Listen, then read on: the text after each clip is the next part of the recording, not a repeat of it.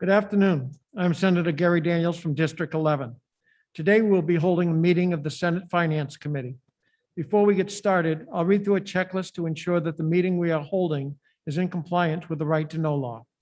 As Chair of the Senate Finance Committee, I find that due to the state of emergency declared by the governor as a result of the COVID-19 pandemic, and in accordance with the governor's emergency order number 12, pursuant to Executive Order 2020-04 and its extensions, this public body is authorized to meet electronically. Please note there is no physical location to observe and listen to contemporaneously to this meeting, which was authorized pursuant to the governor's emergency order. In accordance with the emergency order, I'm confirming that we are providing public access to the meeting via telephone with additional access possible by video and other electronic means. We are utilizing Zoom for this electronic meeting. All members of the committee and selected legislative staff have the ability to communicate contemporaneously in this meeting through this platform, and the public has access to contemporaneously watch and/or listen to the meeting on Zoom or YouTube, and via phone by following the directions and links provided on the General Court website. We have provided public notice of the necessary information for accessing the meeting in the Senate calendar. We are providing a mechanism for the public to alert the public body during the meeting if there are problems with access. If anyone has a problem, please email remote senate, that's one word, at leg.state.nh.us or call 603-271-6931. In the event the public is unable to access the meeting, it will be adjourned and rescheduled. Please note that all votes taken during this meeting shall be done by roll call vote. Finally, let's start the meeting by taking roll call attendance. When each member states his or her presence, please also state where you are and if anyone else is in the room with you during this meeting, which is required under the right to know law. I will call the roll. Senator Geiger. Good morning, Mr. Chair. Good afternoon, Mr. Chairman. Senator Bob Geiger, District 2, present in the Senate chamber. Senator Rosenwald.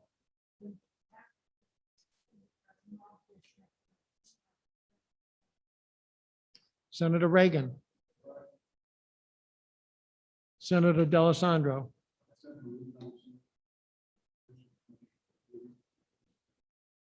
Senator Hennessy. Good afternoon, Erin Hennessy from Littleton. I am here in the Senate chamber. Senator Morse. And I'm Senator Gary Daniels, Chair of the committee, and I'm in the Senate chambers as well.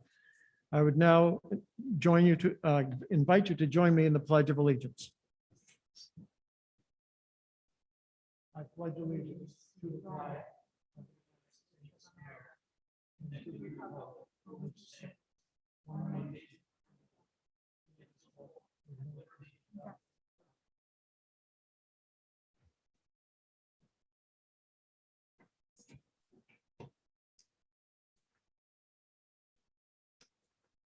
Our first appointment this afternoon is with Matt Malu of the Governor's Office.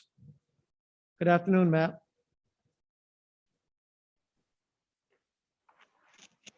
Good afternoon, Mr. Chairman. Can you hear me? Yes. Thank you.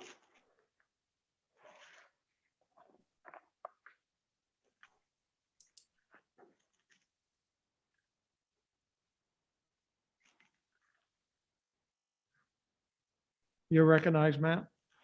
Thank you, Mr. Chairman. I appreciate the opportunity to appear before the Senate Finance Committee today, albeit virtually. I was asked to focus on the governor's office budget specifically, which is on pages 18 and 19 of the compare report.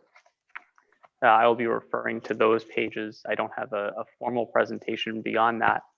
And Mr. Chairman, I did see that we have a whole hour scheduled. So if we get through this quickly, I am happy to speak to any relevant sections of HB2 or any of the governor's initiatives during this budget process, if that is your wish. So happy to see where this conversation goes. We can make the best use of our time.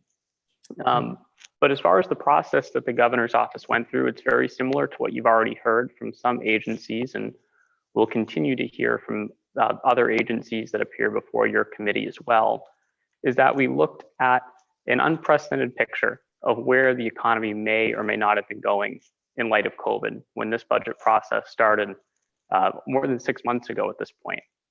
And with that, we gave each agency's targets, and the governor's office is no different. We looked back at the enacted budget from both 18 and 19, as well as 20 and 21, and built a budget around a revenue picture that was far more uncertain than it is now. We're very excited that revenue estimates continue to outpace the plan that we enacted before COVID. But we did, want to make sure that our state, even in a circumstance where our economy was slower to recover, would be able to pass a balanced budget. And that's what the governor put forward during his phase of the budget process.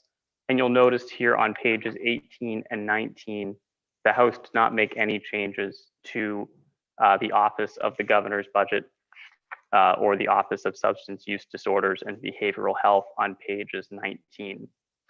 What I'll note at a high level for these two accounting units within this activity, there is a net decrease in funds in 22 and 23 compared to what was adjusted authorized for fiscal 2021.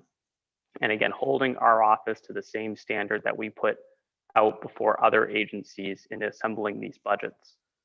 In FY22, there's a 3% reduction in total funds. In FY23, there is a 1.5% reduction in total funds, largely due to the 27th pay period that happens in that fiscal year, a bit of an anomaly as far as the budgeting process works. But that's why the numbers are not quite as far reduced in 2023. On page 18, which again is the Office of the Governor budget, you can see that most class lines are flat funded or see modest reductions in things like current expenses, organizational dues, and ultimately salaries and benefits are held constant. Of course, the Governor's Office for New Hampshire is one of the smaller staffs of any state. We're proud to run a lean operation, and this budget will allow the Governor's Office to continue to meet its needs and statutory obligations, such as assembling these budgets in conjunction with DAS and providing citizen services to the people of New Hampshire. If you have specific questions, any of the class lines or the total budget, I'm more than happy to answer those.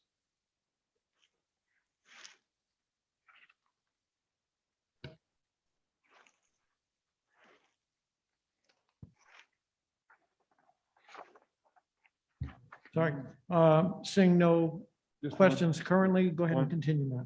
One, Mr. Chairman. Oh, I'm sorry, Senator D'Alessandro. Thank you. Matt, nice to meet you for the first time. Matt, Likewise, Senator. My Halo.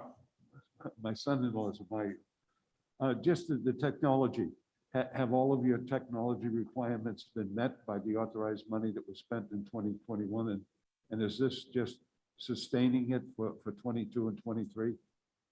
Yes, so our office does feel comfortable at the budget we put forward for 22 and 23. You'll notice in FY20 actuals, the office made no expenditures either for hardware or software. Right. So we do retain some funding as a contingency for 22 and 23, but our office doesn't necessarily have the same needs as other agencies around the state in those specific class lines. Thank you. Other questions, Senator Gaida? Thank you, Mr. Chairman. Matt, good to see you. Likewise, Senator. Nice to meet you in person, so to speak. My question revolves around the substance use disorder, behavioral health. It's been anecdotally and I think statistically shown that there's been an increase in need. And I'm just wondering if that was addressed in the budget that the governor has prepared. What I would say ultimately, Senator, and I would happy to be connecting you with Dave Mara in our office, who heads up that initiative for the governor. Ultimately, we know that there are funds within the governor's office for specific purposes, but of course, our office is not the sole state agency that is combating the opioid epidemic or other substance use disorders. Obviously, there's a lot of conjunction with DHHS and other state agencies. So as far as what exists in the executive office, again, this budget would sustain those ongoing operations. And I'm happy to have conversations whether or not there are other programs at DHHS or other agencies that might be able to be expanded to meet the needs of the state. Thank you. Further questions? Okay. Matt, if you want to continue? That is all I have as far as the actual class lines in HB1, but if the committee would like to go over some of the governor's priorities found in House Bill 2 is introduced and some which made it through the House, others which did not, I'm happy to go through those as well. Okay, why don't you go ahead with those, please? Excellent. And I'll actually use this these pages as a natural jumping off point. You'll hear from the Office of Strategic Initiatives on Friday, which of course is currently located within the executive department. One of the governor's hallmark plans in this proposal that was passed by the House and does exist both in HB1 and HB2 is a reorganization of the Public Utilities Commission and the Office of Strategic Initiatives. We see this as an opportunity to ultimately yield better outcomes for the state's ratepayers and also get to a system of government that is more effective, has fewer perceived conflicts of interest, and becomes more accountable. Right now, OSI being part of the governor's office, none of those staff positions require governor and council approval. For the Department of Energy proposal that the governor has put forward, and I'll be happy to present this to the Energy and Natural Resources Committee next week as well in more detail, but essentially requiring the leadership, the folks that set energy policy throughout the state of New Hampshire, making sure that those are confirmed by governor and council and building more accountability into the process. We see the similar concerns with the PUC where those positions outside of the 3 commissioners that are GNC approved, you don't see that same level of accountability either with the division director positions at the PUC or the general counsel or executive director. Traditionally, those positions have not gone through governor and council. Additionally, with the Department of Energy, by bringing the Office of Strategic Initiatives, right now, OSI does everything from the census to federal energy programs to the National Flood Insurance Program. It really is a mixed bag. Through this proposal, we hope to move those planning functions to the Department of Business and Economic Affairs. Commissioner Caswell sees this as a great opportunity for the state to continue to support local governments in those efforts and also unify those energy functions, things like weatherization or the low-income heating assistance program, in a centralized department that does energy 100% of the time, all day, every day. So those, at a high level, those are the 2 most critical components of that proposal. And we were very excited that the House did include that in HB2 and pass it along to the Senate for their consideration. Another one of the governor's hallmark plans has been voluntary paid family medical leave. And I know this issue has a lot of history that certainly predates my time here in the governor's office as his budget director. But the governor was very excited to be able to follow through on his commitment once again to introduce a budget that uses the state workforce to provide an additional benefit for state workers, but also build in more support from the private sector, essentially using the state workforce to buy down the cost of those premiums in the private sector and do so without an income tax. The governor was able to put forward a balanced budget that delivered paid family medical leave for the citizens of New Hampshire and not fund it through an income tax. Ultimately, this provision was removed by the House, but we're confident that there is a path forward with the Senate that ultimately will continue to deliver on this promise. And I'm happy to get into more of the details there as well. 2 other things that I'll mention, both relating to college and student debt. Essentially, the student debt relief plan, which would have not required any taxpayer funds, would have allowed New Hampshire to continue to build its workforce using unique programs. So essentially the assessment that the state gets on 529 plans to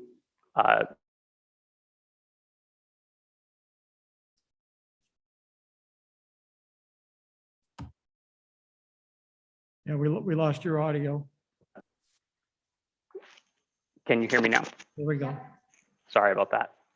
Essentially using the assessment revenue that we get for sponsoring 529 plans to offer an incentive for students to graduate, stay in New Hampshire, and continue to work in New Hampshire in critical industries, things like social work, healthcare, or biotechnology. Again, this plan ultimately did not advance through the House, but we know the Senate, both last session and also now during the budget process. Last session, it was SB 529, and I think Senator D'Alessandro was one of the lead sponsors on that. We're excited to continue those conversations and finding a path forward for the benefit of New Hampshire students and New Hampshire's workforce. And the last thing that I'll mention for now is the governor's proposal to unify the university system and the community college system. The governor sees this as an essential modernization of public higher education in New Hampshire. We see the demographic trends that are approaching, especially about 5 years out. And the question for New Hampshire is whether or not we want to plan ahead and develop a strategy to mitigate some of those adverse impacts today, or wait until we see this crisis hit the state and react to it at that point. Obviously, prior planning will lead to better outcomes, which is why the governor's proposed budget would have unified those boards right away on July 1st of 2021, the start of the new fiscal year. And task that unified board with developing a system of governance that would support those two systems fully coming together and finding those both economies of scale, but also identifying better pathways for students, whether they be transitioning from a 2-year institution to a 4-year institution, or being an adult learner in critical sectors or anything else. We see opportunity to yield better outcomes for students. The House did make some changes to this plan and remove that unified board and rather establish this commission that would be tasked with looking at the idea. From the governor's point of view, we see this as a delay that'll kick the can down the road and ultimately never fully implement a strategy to move forward. So we hope to work with the Senate during this phase to make sure that the concerns of both systems are heard, to make sure that the state is able to have a functional and best outcomes for students system, regardless of what that looks like. But more than anything else, start that conversation today and not wait until we see those demographic headwinds impact the state, and especially from a budgetary perspective, make sure we're planning ahead for what we know is coming. With that, I'm happy to take any questions on those 4 priorities from the governor's point of view. And with that, I'll yield to questions. Okay, thank you. Any questions from the committee? I have a few then. In merging the reorganization of the PUC, what is the impact on personnel? So as part of the transition and the way the state budgets based on specific positions, there would be a temporary bump as part of that transitional process, but the long-term strategy is to build an efficient and lean department, one that doesn't increase the net headcount in that department once everything is fully situated. We know that with any transition or any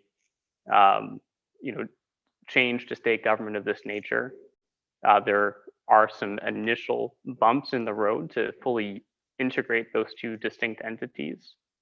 But we are confident that the model we've built will, again, yield better outcomes for ratepayers and also allow the state to move energy policy forward, both at the state level, but also at the regional and federal levels as well.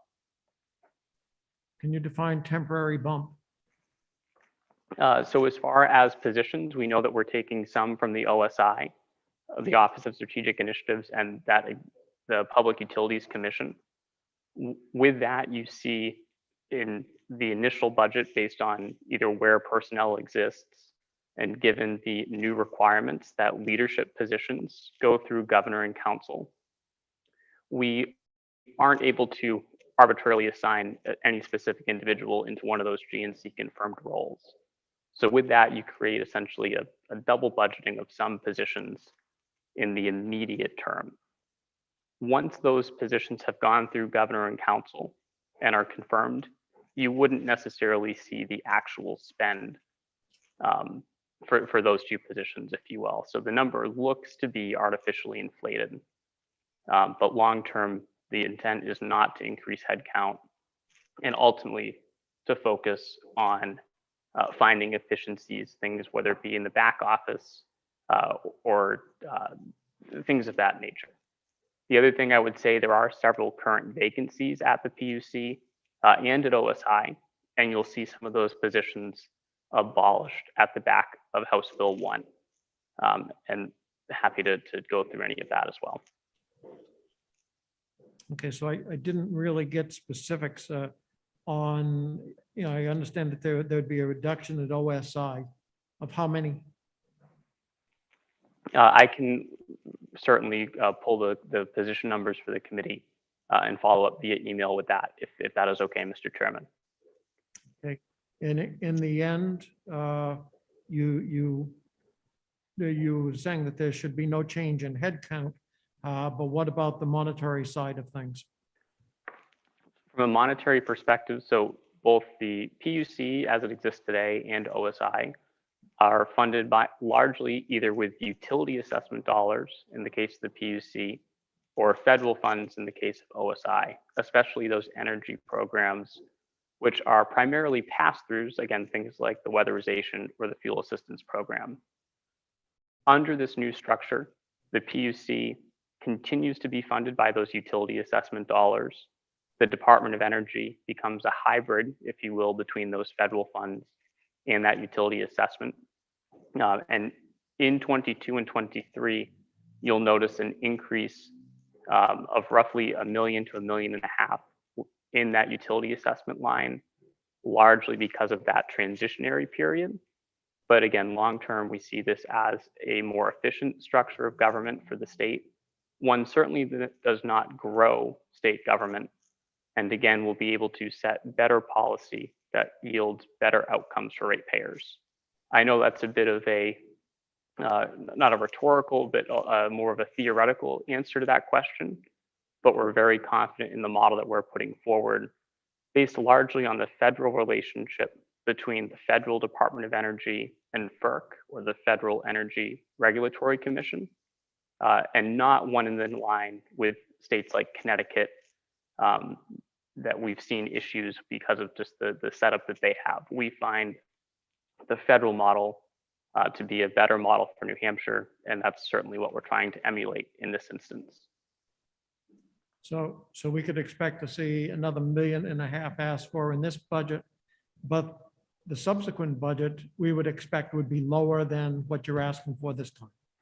Especially, and even in FY23 at that point, you'd see those efficiencies start to manifest themselves. And I would agree that certainly by fiscal 24 and 25, this integration is fully underway. And we've started to realize those material budgetary benefits as a result of this reorganization. Okay. And the programs that we are funding, things like mental health, things like that, how much effort has been exerted on the part of the governor's office to determine what the root of this is? Because we seem to continue to pour more and more money at an end result of a problem that we're not addressing the root, so it continually grows, and I don't see the sustainability of that. Sure, I would say the governor's office, especially in conversations with the Department of Health and Human Services, to leverage the investments that were made under this most recent budget, things like system of care and some of those mobile crisis investments. We see that as those fundamental paradigm shift to not only address the symptoms when they manifest themselves upstream or downstream, but also address those upstream root causes that you mentioned. And again, I think the department, when they make their presentations, will be able to walk the committee through precisely those different initiatives. But the governor's office did certainly work with the Department of Health and Human Services to put forward a budget that accounted for those most critical investments while still meeting the overall fiscal constraints that we were looking at during the governor's phase. And do you have any idea why the House took FMLI out? I don't want to comment too much on the motives of the other body, but we are very confident that what we put forward is a fiscally responsible way to deliver on this promise for the citizens of New Hampshire, one that leverages the state's workforce and in doing so creates private sector benefits. I do not believe there were compelling policy reasons that the House articulated when they ultimately decided to remove that. And I know Division 1 had put in good work, especially to bring a division amendment to make some technical corrections to the governor's proposal. But I don't want to speak to the motive as to why the House struck Okay. that. And my final question is, in setting up your budget, normally someone would set priorities. Can you explain what the priorities were from the governor's point of view, so that if reductions need to be made, we would understand what those priorities are? Sure, and I think this budget process was unique for many reasons. I think it's been unique, even the fact that we're sitting here on Zoom, Mr. Chairman. The revenue picture that the governor built his budget around was focused on being fiscally balanced and also conservative revenue estimates based on where the economy was at that moment in time. With that, we were able to bring agencies back either to their 18-19 levels, or in some instances, continue critical investments that were made during the budget that we're currently operating under. With that, we were also able to identify critical economy drivers, such as the tax reductions to interest and dividends, meals and rooms, and the business enterprise tax. You'll notice that the House has gone a step further and also reduced the business profits tax as well. We see these tax cuts as economic drivers that will help New Hampshire's economy get back to work and continue to prosper once COVID is fully in the rearview mirror. The unemployment numbers that we saw this morning show that our unemployment rate is now down at just 3%, but we know there are adverse conditions, whether it be the size of the workforce or the overall reduction in the labor force, that we still want to address and bring more benefits into the economy to make sure everyone that wants to live, work, and play in New Hampshire has the opportunity to do so. Other priorities that the governor had outlined in his budget are some of the ones that I went through, things like paid leave, student debt, and reorganizations of state government, whether it be the Department of Energy or that university and community college system merger. So those were the priorities that we built the budget around, those real generational investments in New Hampshire, while also making sure that New Hampshire's economy was roaring out of COVID and into the summer that we all hope we can have. Thank you. Any further questions from the committee? Senator Rosenwald?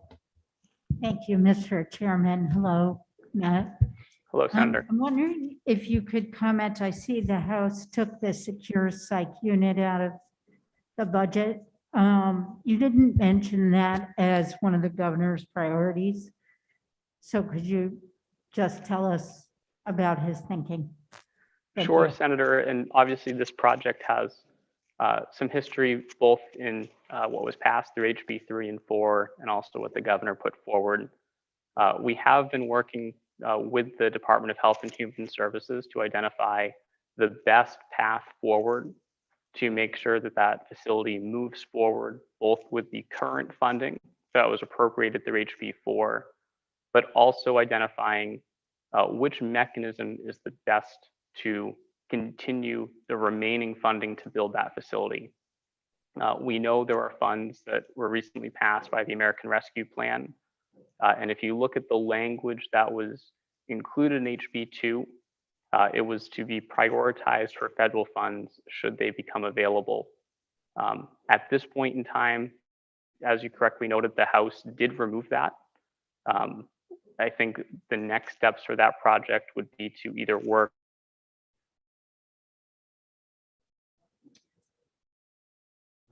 We lost them. We lost. Oh, your we lost voice. you, lost your audio again.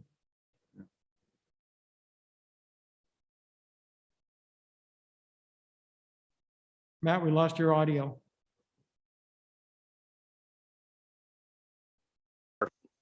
I'm sorry, can you hear me now? There we go. Sorry about that. I don't know where I cut off, but essentially the House did, The balance of funds, the source. essentially there are several paths forward. We think at this point it would be to return that appropriation into the budget, potentially explore opportunities in the capital budget, or to leverage those federal dollars from the American Rescue Plan.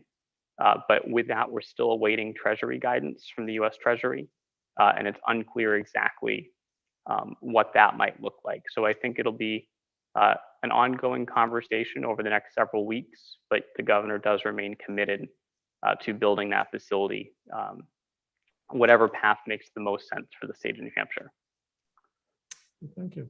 Further questions? Seeing none, thank you very much for your presentation today. Thank you, Mr. Chairman. Have a great day, Matt.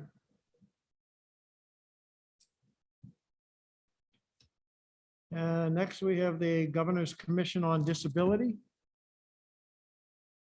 And whoever is presenting, I would invite them to introduce themselves.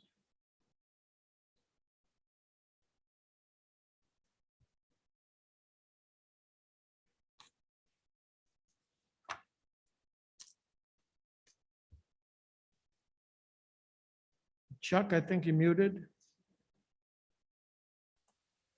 Yeah, good afternoon, Mr. Chair. Sorry Good about that. afternoon. If I may, Mr. Chair, I am Chuck Sayer, the Executive Director of the Governor's Commission on Disability. And I am at our new offices located at 54 Regional Drive. We actually are subtenants now of the Division of Personnel of the Department of Administrative Services, and I'll get into that during our presentation. Sitting in the GCD offices with me and attending this Zoom is our business administrator, Mrs. Phyllis Harrington. So with that, Mr. Chair, I yield to you and ask if I may go forward. Yes, please. Thank you. So once again, Mr. Chair and honorable members of Senate Finance, thank you for the opportunity to present today. Last week, I sent over a couple of handouts, two attachments over to Mrs. Martone. A special shout out to Deb for her incredible assistance during this process. She's as you know, and I don't have to tell members of this committee, she's a great asset to the legislature. So Deb, thank you for all that you do. Within the attachments, you'll see a narrative of the Governor's Commission on Disability. The second attachment goes over the budget comparison. So those were the two attachments. And Mr. Chair, at some point and subject to your approval, I respectfully request that I have the opportunity to address a request that you actually will see that will come forward by the Department of Administrative Services when they present next week. It's a collaboration with the GCD. However, DAS is putting forward that request, and I at least wanted to give a preview of that during today's hearing. Again, if it pleases this honorable committee. So with that, just a quick background in the interest of time. The Governor's Commission on Disability is housed directly within the governor's office, not physically, but when we look at the financial structure of the state, that's where the GCD sits. There are 7 staff members, including myself, and that also includes 1 part-time person. The narrative that I have given highlights a synopsis of the Governor's Commission on Disability. But for purposes of today's hearing, and I'm sure you're well aware, the guiding principle for the Governor's Commission on Disability is the Americans with Disabilities Act, the ADA, a monumental piece of federal legislation, which just celebrated its 30th anniversary. It was enacted in 1990, signed into law by President George Bush Sr. And essentially, when we look at the ADA, it abolished discrimination based upon a disability. So it truly was, again, in the community that we work in, and I totally believe that this honorable committee understands it.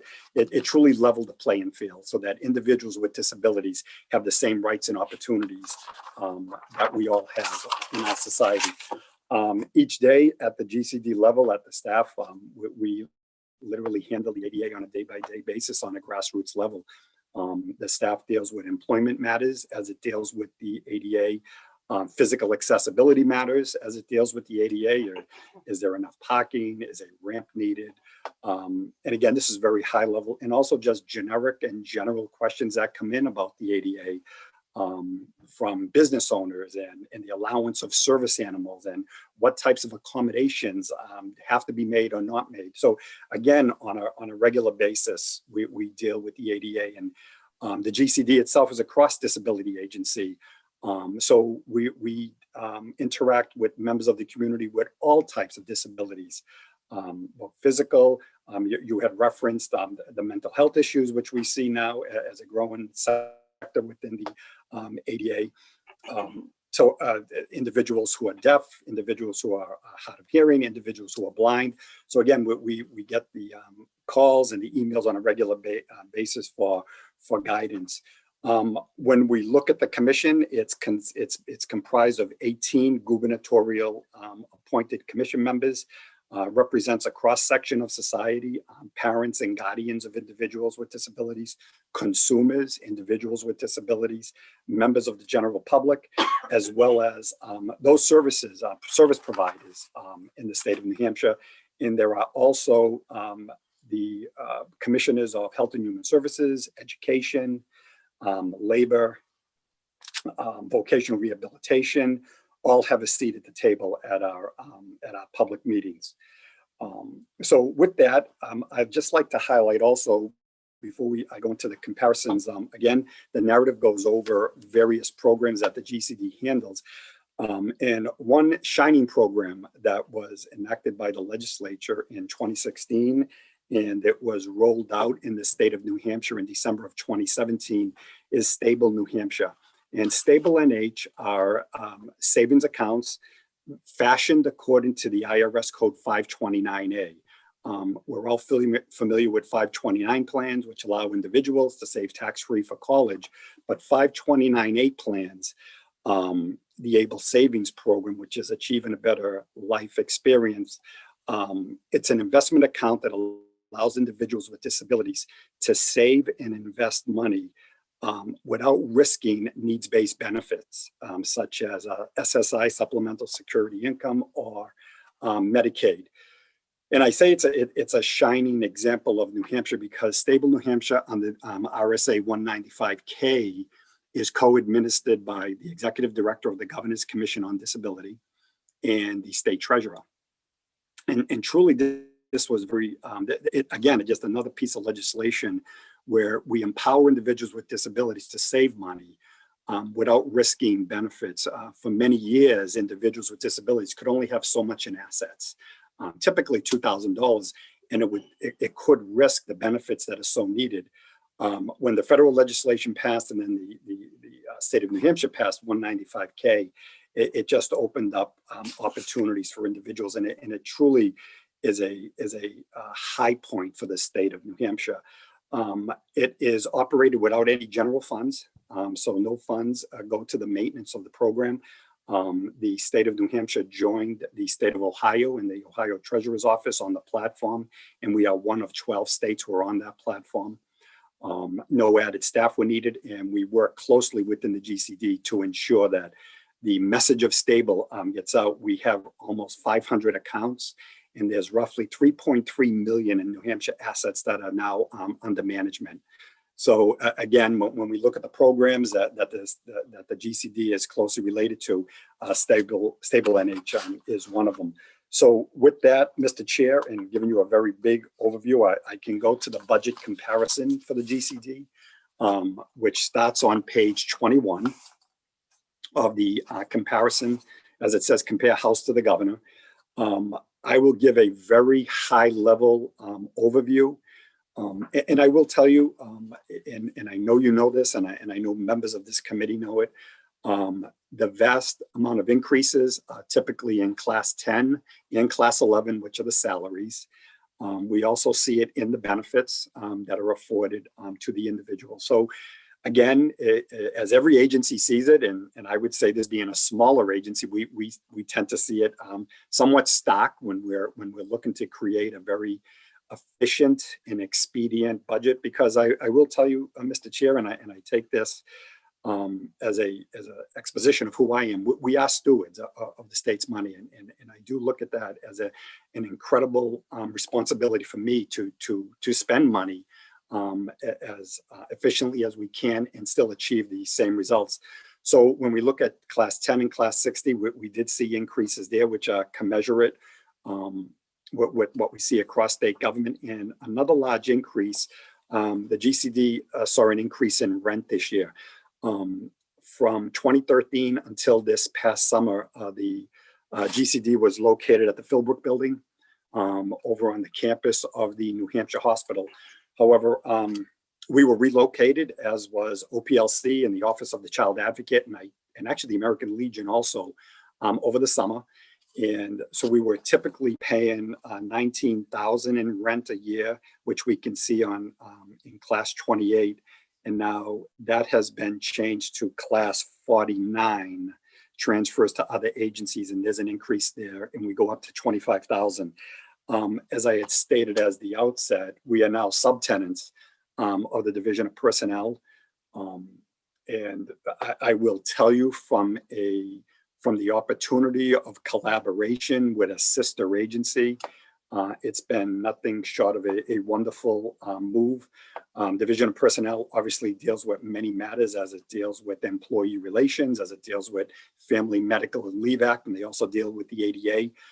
So to now literally to be able to walk down the hall and for our staff to speak to the personnel staff and addressing issues as it relates to the ADA, it truly is a great opportunity. Rent did go up, but at the end of the day, you know, the rent is going toward DAS, who then will obviously pay the landlord where we are. So again, what I'm grateful for, we see that collaboration among state government, which I think is critical. Overall, we met the targets as placed by the governor's office in I want to ensure that I'm giving you correct information. We met a target, again, based upon the FY21 appropriations of 2.17% in FY23 and 1.43 in 22. When we look at the other classes, again, the budget was approved as submitted to the House. We do see some modest gains, but again, we truly endeavored to keep it as streamlined as we could. So I will tell you the greatest increases we did see in salaries, benefits in class 49. There is I would suggest there is still a robust budget when it comes to telecom. We anticipate one new PC in each year of the new biennium. And again, I'll ask Phyllis, one piece PC and software also. Yes. Yeah, and also all the software that's included in the software as we get those bills in from OIT. I will also say that the GCD, probably unlike other agencies, and I'm not sure about this, but we do have a class 230, which is referred to as interpreter services. Interpreter services is essentially the necessity for American Sign Language. Or also COT reporting. You will see sometimes in hearings, there is actually a stenographer who in real time is typing so that the spoken word can be read by individuals who are either deaf or are hard of hearing. So again, over the years, we have built that in. We tried to keep that as streamlined as we could based upon the actuals. And again, we actually saw a decrease in that. We're anticipating a decrease perhaps in 2023. So overall, I would suggest that the budget as a comparison is very, very responsible. There are increases, but but thankfully we were able to cut where we could in order to make the necessary budget cuts. So with that, I can stop, Mr. Chair, if it's your pleasure, and we can address questions, and then we can move on, but I leave that up to you. Thank you. Are there any questions from the committee? Senator D'Alessandro. Thank you, Mr. Chairman.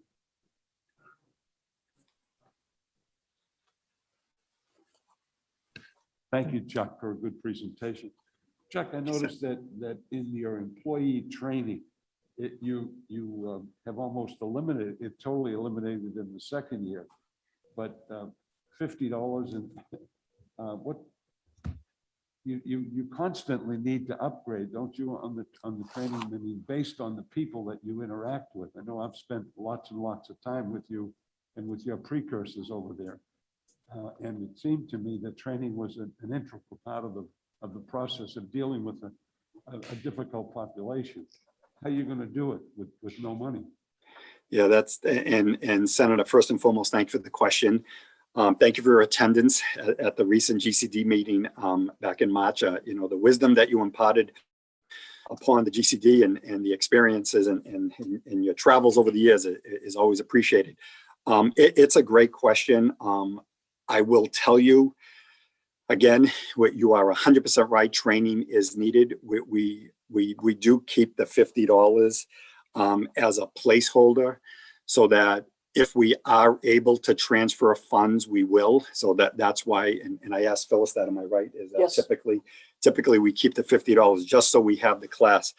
But I will tell you, Senator, we have had great success in tapping into free seminars and free webinars. We are we have an affiliate of the New England ADA Center down in Boston.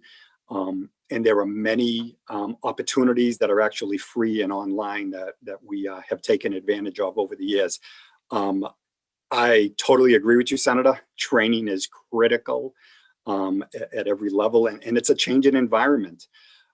So we do the best we can to take as many free courses as we can.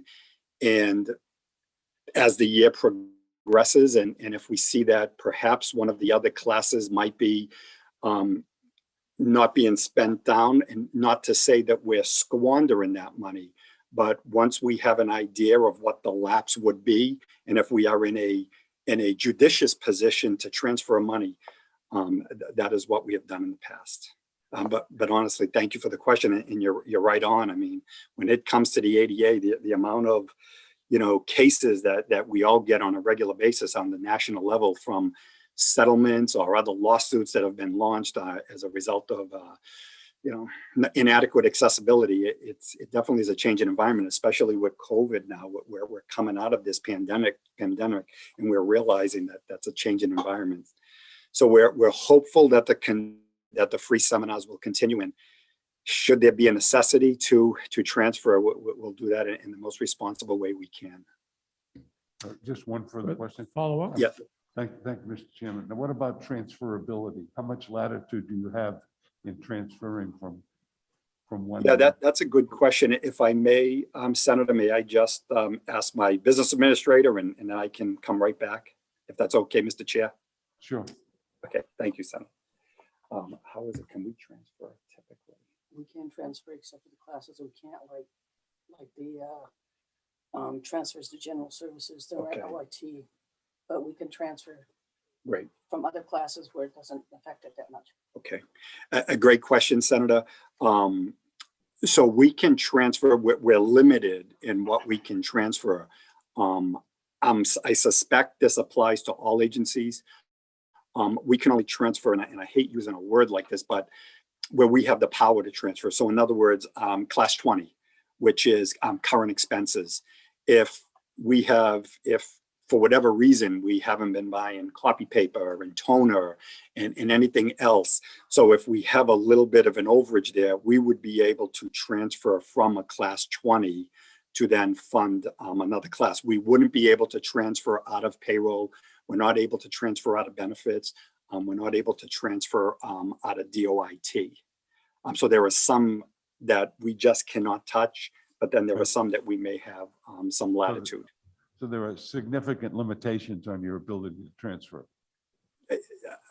I would suggest yes, because again, as with any agency, and this is no disrespect whatsoever to a lot of the figures that are given to us from other agencies, but we have to stay within the parameters of those class numbers that have been given to us. So yes, that's how we do the best we can to, keep an efficient budget. Right. Thank you. Thank you, Mr. Chairman. Thank you. Further questions from the committee? Senator Rosenwald? Thank you, Mr. Chairman, and thank you for taking my question.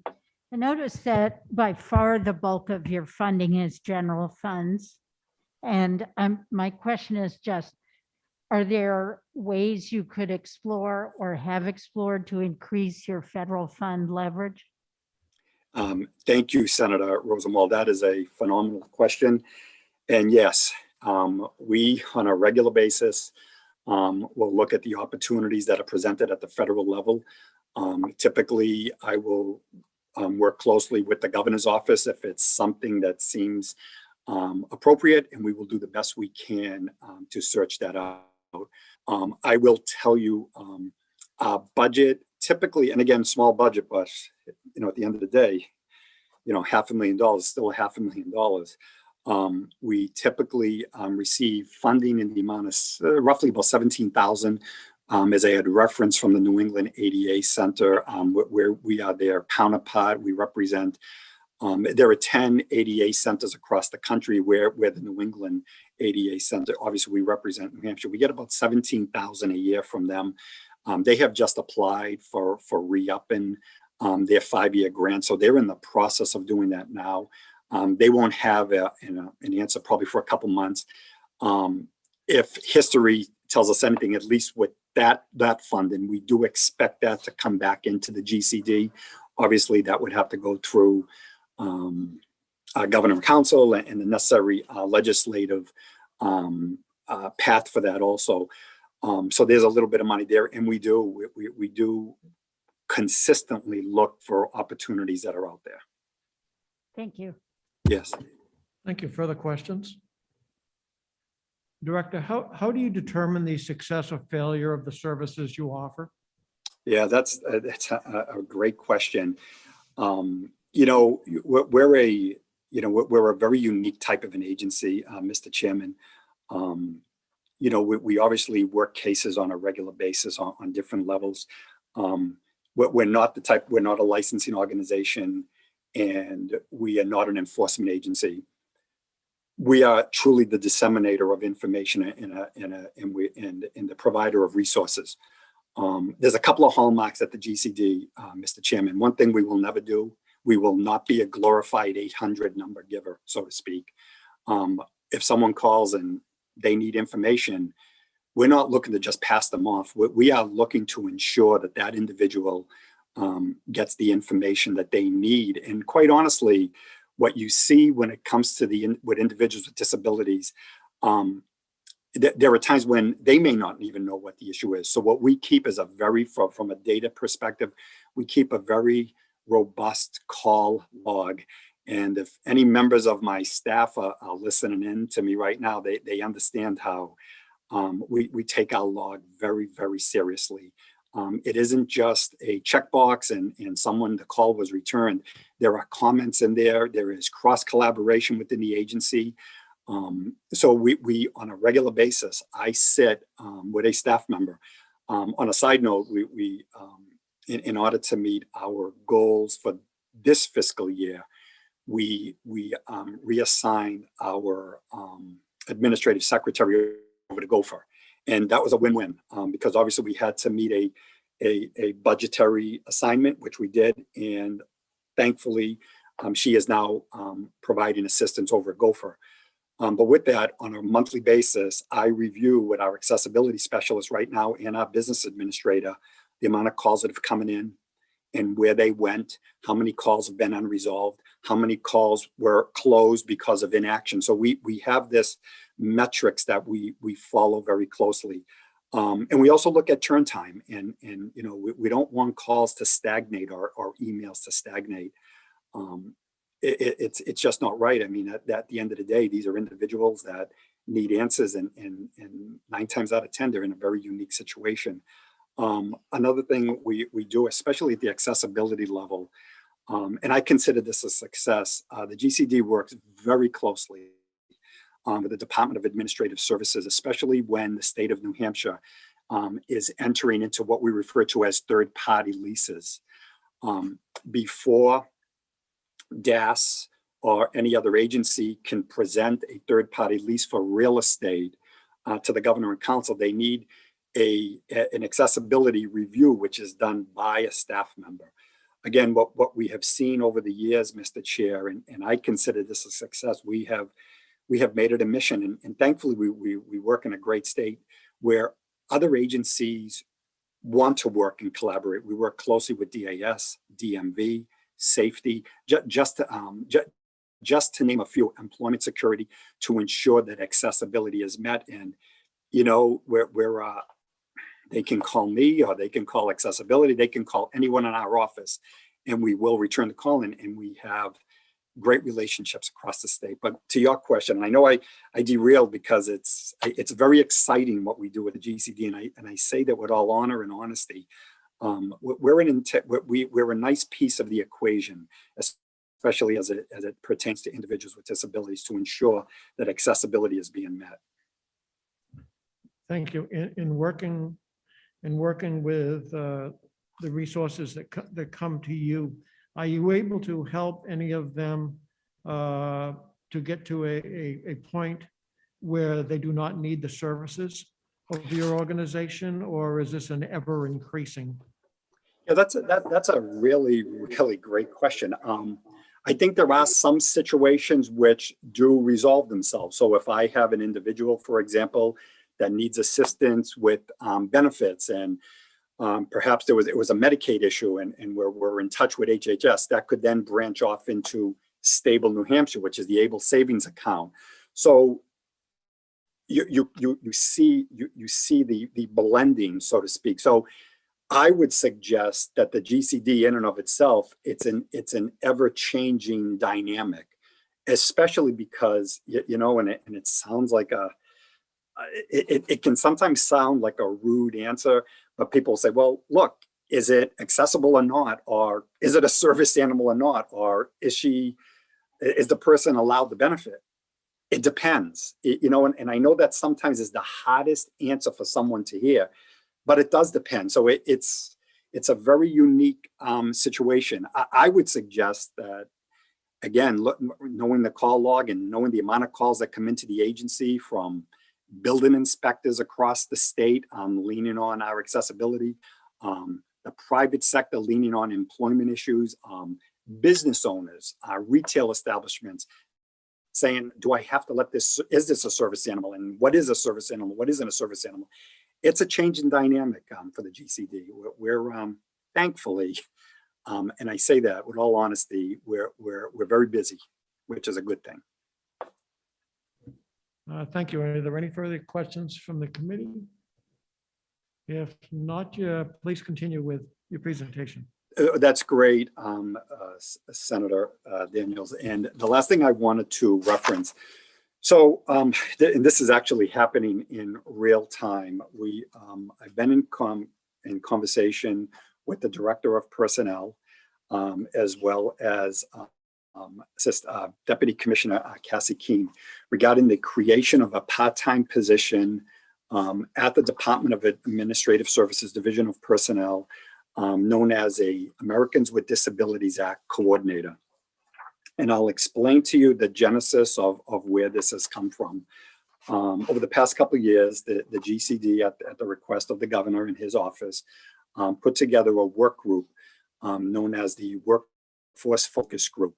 And essentially, in a very high level, the Workforce Focus Group was charged to review the hiring practices for the state of New Hampshire as it pertains to individuals with disabilities to obtain and retain competitive integrated employment. Essentially, you know what, I will tell you, state government is second to none. And I say that especially not only because I'm in their building, because to collaborate with personnel and DAS is just a wonderful experience because they're so open to the collaboration and to look at it internally and say, okay, what do we have to do to make things potentially better? Or how do we tweak it, so to speak?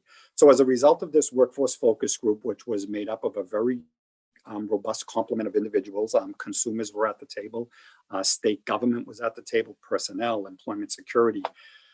You know, I'm trying to remember offhand, private sector, Omni Mount Washington, and we all came together to say, well, what could the state of New Hampshire do to make itself a model employer, especially as it relates to individuals with disabilities?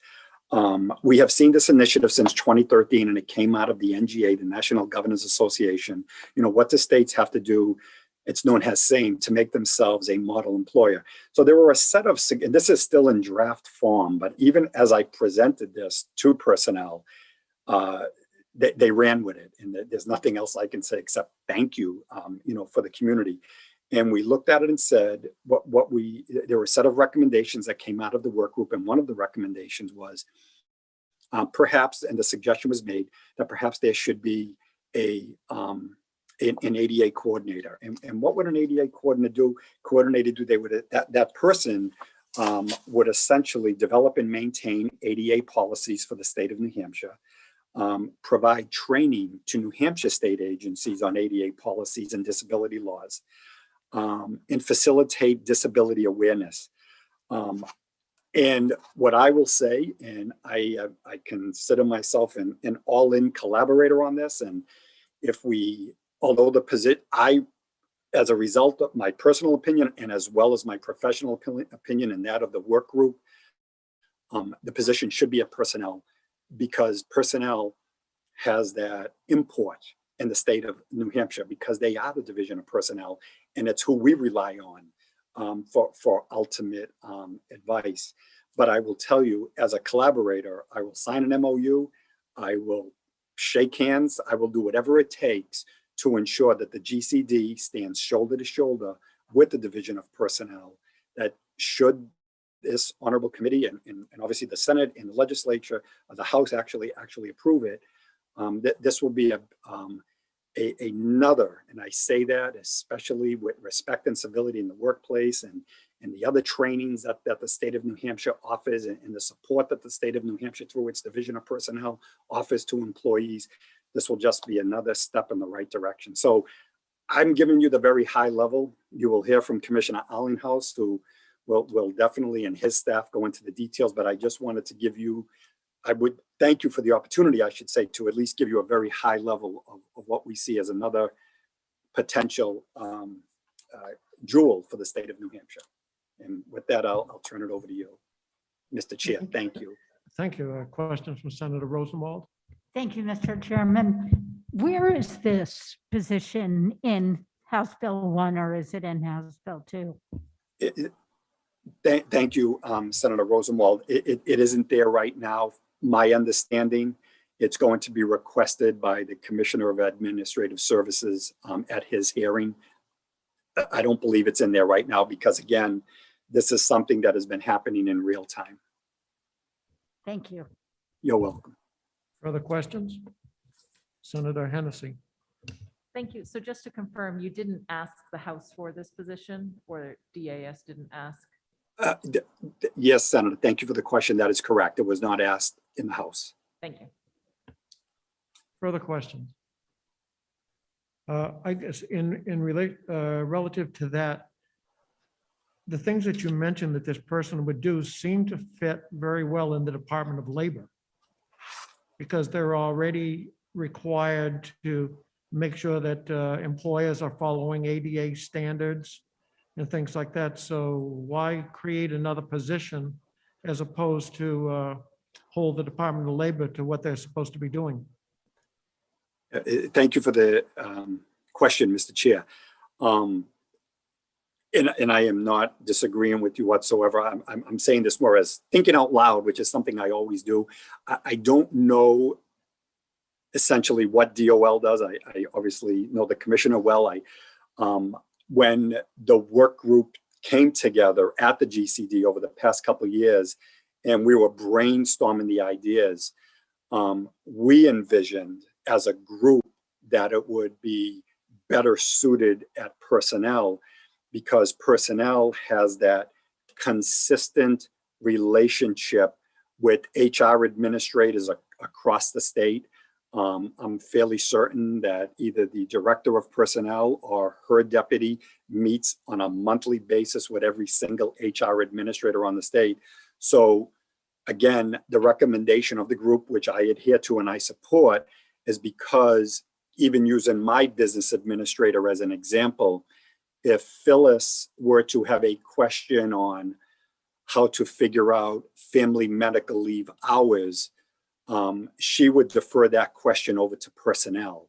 So again, when the group sat around and came up with a draft suggestion, the recommendation was that it would be better suited at personnel.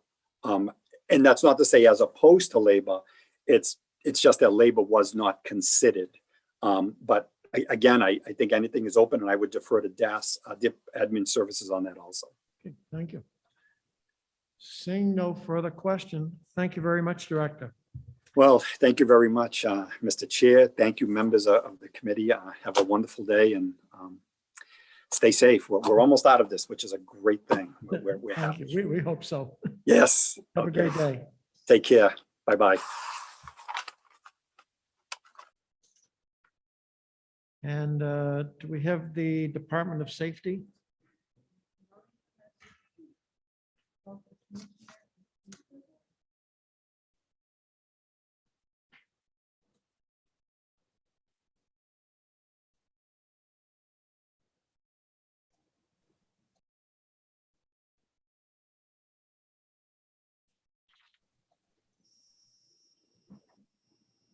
Good afternoon, Senator Daniels.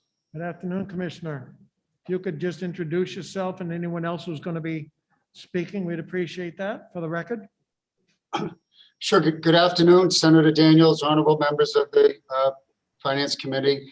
My name is Robert Quinn. I'm the Commissioner of the Department of Safety. And joined with me today is Mr. Steve Lavoy, Director of Administration. I had a few opening remarks, Senator, if it would be okay to present. You are recognized. Thank you, sir. Well, good afternoon, everyone. Today we will speak to the House-passed version of the FY 22-23 budget for the Department of Safety. The mission of the Department of Safety is continually enhance the safety, security, and quality of life in New Hampshire through professional, collaborative, and innovative service to all. The department has 7 divisions, each with a unique public safety mission and unique sources of funding. Demands for public safety services continue to grow in all areas. Salaries and benefit increases, combined with increased equipment replacement cost, law enforcement accountability, community and transparency, LEACT recommendations, and increased reliance on IT infrastructure and systems have all increased the cost of doing business. These increased costs must be balanced by weaknesses in general funds, highway funds, and turnpike funds, which resulted in a decrease in funding available to the department during the governor's phase, resulting in the following declines from the FY 21 budgeted amounts: a 7.1% decline in general funds, a 9.7% decline in turnpike funds, and 11.5% decline in highway funds. This budget funds all existing public safety services required to maintain public safety in New Hampshire through FY 22-23. However, funding constraints will result in reductions and delays in services in certain areas. We have worked extremely hard to make the difficult decisions required to minimize the impact that funding reductions will have over the next biennium. This budget more accurately allocates retiree health and DOIT costs across all dedicated funds to reduce the draw in the highway and general fund. This budget reduces operating costs, including reductions to equipment replacement and part-time funding to the minimum amounts necessary for the continued delivery of public safety services. This budget shifts some general funded public safety services to existed dedicated funds to ensure uninterrupted delivery of services in FY 22-23. These adjustments will have to be revisited in the 24-25 budget to address concerns surrounding the long-term health of the dedicated funds. Finally, this budget unfunds critical positions that will negatively impact public safety in New Hampshire. Specifically, 47 existing full-time civilian positions are unfunded. 5 of those are currently filled. And an additional 23 New Hampshire State Police sworn positions that were previously unfunded in prior budgets remain unfunded. Funding these positions is critical for the proper management, accountability, and oversight throughout the Division of State Police. And we'll be happy to speak more to that. I want to acknowledge the efforts made in Division House 2 to address the challenges faced by the Department of Safety and thank them for refunding 3 positions in the forensic lab and for making some requested changes to the HB2 language. Throughout the presentation today, we will discuss how these unfunded positions will impact public safety services across New Hampshire. Funding all positions is a priority for the department, and we respectfully request that consideration be given to do so if additional revenues become available during this phase of the budget process. Director Steve Lavoie will now spend some time discussing the important public safety mission of each of our 7 divisions and provide a summary of the changes, current funding gaps, and the expected impacts on service. We're happy to take any questions that you may have throughout the presentation, and I'm pleased to introduce the Director of Administration for the Department of Safety, Mr. Steve Lavoie. Thank you, Senator Daniels. Good afternoon. Thank you, Commissioner. Good afternoon, Mr. Lavoie. Good afternoon, Mr. Chair. If it's all right, I'd like to share my screen. We can look at the presentation. Sure. Okay.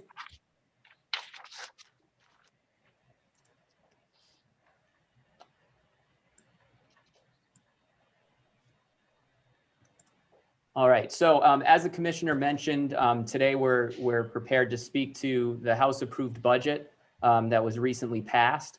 We're a large agency. We have 7 divisions, and each one of those divisions is funded through a variety of sources. And so it makes a lot of sense to kind of look through our budget at the division level. And that's what we'll do today. But before we get into that level of detail, we're going to start with an overall summary of the department's budget as a whole.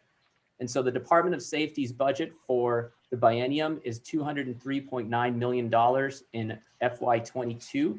And that represents a 5% increase over FY21 and a $209.7 million budget request in FY23, which is a 3% increase over FY22. As the commissioner mentioned, the majority of these costs are increases are due to the cost of business increasing, salary and benefit increases, as well as the general cost of equipment and supplies that continues to rise. You'll see on this slide as well that we're very people focused. 63% of the department's budget is attributed to salaries and benefits.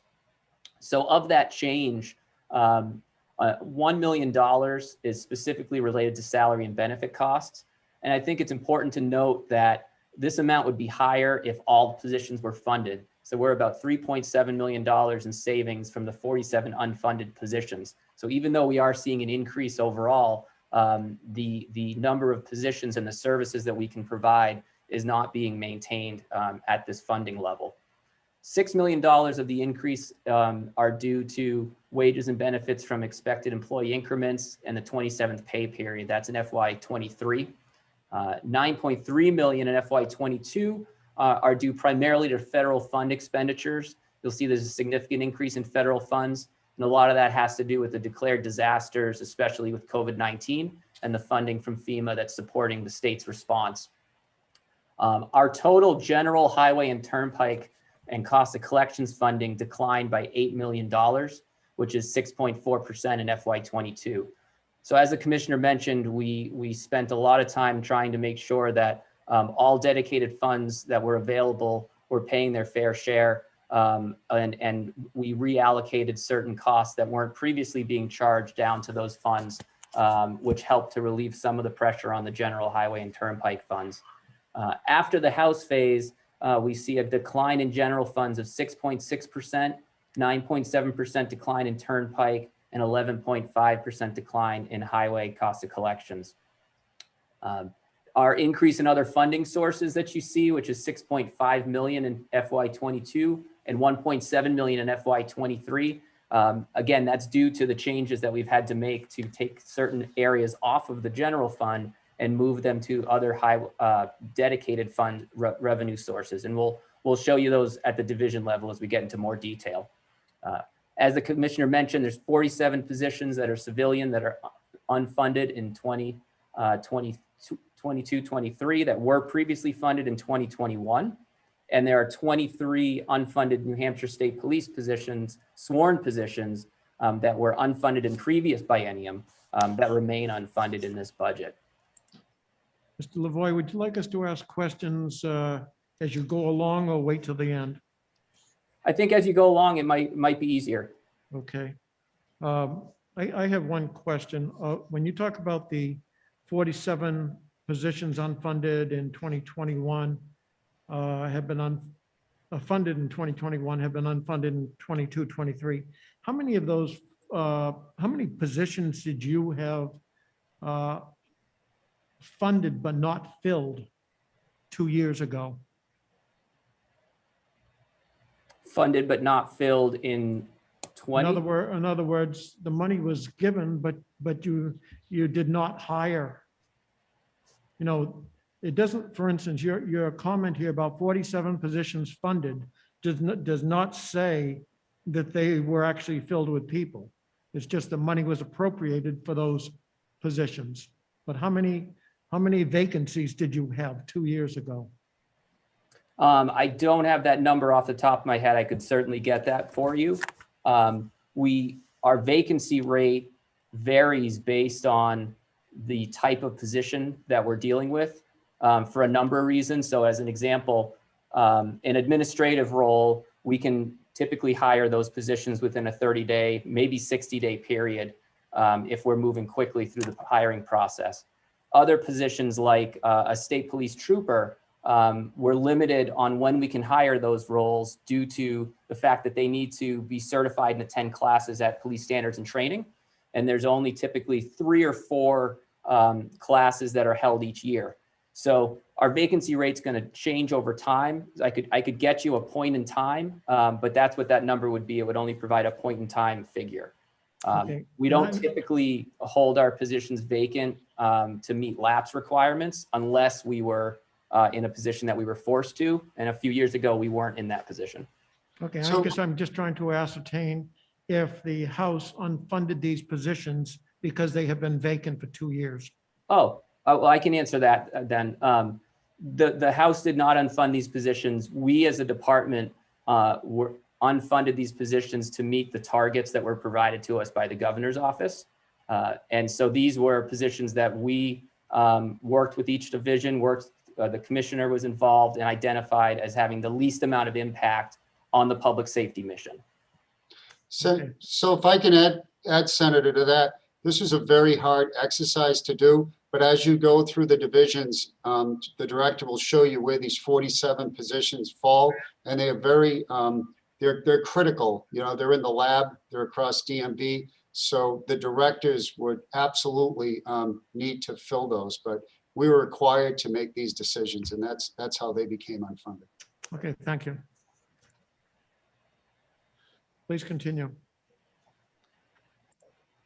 Okay, so moving on to page 4, we're going to our first level at the division level. We treat the Office of the Commissioner as a separate division. So within the Office of the Commissioner, there's the Office of Highway Safety, which provides a statewide highway safety program and supports additional funding to reduce death, injury, and property damage associated with motor vehicle accidents. There's also a legal unit that provides legal services to the Commissioner's office and all the divisions within the Department of Safety. And that's everything from rulemaking to personnel issues, to labor management issues, to litigation. And then we have a Bureau of Hearings, which conducts administrative hearings, criminal prosecution in the circuit courts, and they litigate hearings appeals and also conduct hearings related to the Motor Vehicle Industry Board. And then also not shown here is the Information Analysis Center, which is a clearinghouse of information on threats to the state of New Hampshire, including people and its environment. There's three unfunded positions, one within highway safety and then two within the Bureau of Hearings. And on page 5, you can see the Office of the Commissioner's budget request for FY22 is $20.2 million, and that's a 5% increase from 21. And for 23, it's $20.4 million, which is a 1% increase from FY22. Again, like others, you'll see the Office of the Commissioner's budget primarily made up of salary and benefits, very people-driven. But there is a large operating cost component there as well. And that's because of the grants that are funded through Office of Highway Safety. And there's also some Homeland Security grants that fall under this budget area. And those are pass-through grants primarily to locals and other state agencies. As far as significant changes go, reductions are due to reductions in salary and benefits from 3 unfunded positions. And then we also have $292,000 increase from expected employee increments and the 27th pay period in the second year of the biennium. There is an increase, $1.2 million increase due to the impact of the transfer of the retiree health expense to the Division of State Police, which was offset by increases in federal grant and debt service payments. So this is the first area where we see the impact of that change in allocation process that we put into place, where all the retiree health costs used to live within the Office of the Commissioner, but we've moved those costs down to the division level to make sure that each dedicated fund that was available could fund those sources. There are a few new positions in here that are 100% federally funded, trying to leverage available federal funds to mitigate some of the loss in resources for the state. And that means 2 new highway safety positions, and then one's a field rep and one's an informational rep 2. There's also 1 new state funded position, which is an attorney 3, and that's to oversee investigations at the Department of Safety, working closely with the Attorney General's office. And that was a position that the commissioner worked closely with the Attorney General on, making sure that we had the right people to help us through investigative activities here when it related to personnel and operational activities. This is a summary of those 2 positions. The big piece here that we want to make sure everyone understands is what the impact will be, the impact to services. And so for highway safety, the impact to services has to do with the grants and contract document processing that occurs to get the money out into the community. So we do expect there would be delays in getting those funds and being able to utilize those funds. And then also with hearings positions, there's an increased risk in not meeting certain deadlines, some of which are statutory, to conduct hearings in a timely manner, specifically some associated with administrative license suspensions. These positions that are being funded with the federal funds, is this a one-time thing or is this ongoing? No, that would be ongoing. The federal funds for highway safety position would be an ongoing position. And how do you know, what kind of assurance do you have that the federal government's going to continue to fund these? The NHTSA program for the Office of Highway Safety receives funds through the National Highway Traffic Safety Administration, and we typically receive the same amount of funding from NHTSA each year. A portion of that is provided for administrative purposes and a portion for program. There's a limit on the administration, but the program is tied in with whatever the highway safety plan is. And so as long as the Office of Highway Safety requests funding for these positions, we would expect that those would be funded. If funding was unavailable, then a decision would have to be made if we would reduce the funds that would be distributed to locals or if we would maintain this position. Thank you. Senator Gaida. Thank you, Mr. Chairman. Thank you, Commissioner and Director. Referring back to the slide on page 4 of 26, I heard a comment, I think that there was a department or a bureau that was not depicted on the slide. Did I hear that correctly? Yeah, that's, yes. So the IAC, which doesn't, I guess the commissioner might be able to speak to it a little bit more clearly. The Information Analysis Center, it's a joint type of an operation, which is overseen by the colonel and by the Director of Homeland Security and Emergency Management. That's not depicted in this org chart. And that was the piece that I spoke to. The funding source for that area is within this budgetary section. However, it's something that doesn't really fit within state police, doesn't really fit within Homeland Security, and doesn't really fit directly under the commissioner's office when we're consolidating org charts. Follow up. Thank you, Mr. Chairman. I see 2 assistant commissioners. Can you explain what their duties are? Yes, I can. So we have, can you hear me, Senator Gaida? Yes, sir. Sure. So I have, this is fluid. So if you look in statute, it says that the Department of Safety will have 2 assistant commissioners, and it doesn't really identify what their roles and responsibilities are. But as you know, Assistant Commissioner Edwards has recently joined us, and he will be picking up some duties which are separate from Rick Bailey. So Rick Bailey, the other Assistant Commissioner, if you'd like, I can rattle through these. Would that be helpful, sir? Yeah, I'm concerned because what I see is the elimination of positions that are direct public access and public service positions while we're maintaining 2 assistant commissioners. That's troubling to me. Okay, so Assistant Commissioner Bailey, and I'll just be brief. He's the liaison with the Department of Information Technology, and I won't list through all the bullets underneath that. The Information and Analysis Center, cybersecurity. He has been and continues to manage legislative activities, oversees the Department of Safety Legal Unit.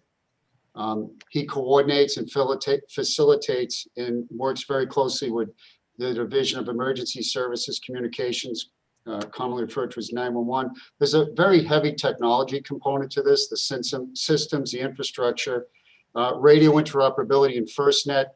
He also works closely on grants management. And there are several other areas here, boards and committees. But if you look to my other side, Assistant Commissioner Edwards, he's more, will be operational. And again, there's been a training plan and a plan to get him up and trained and successful.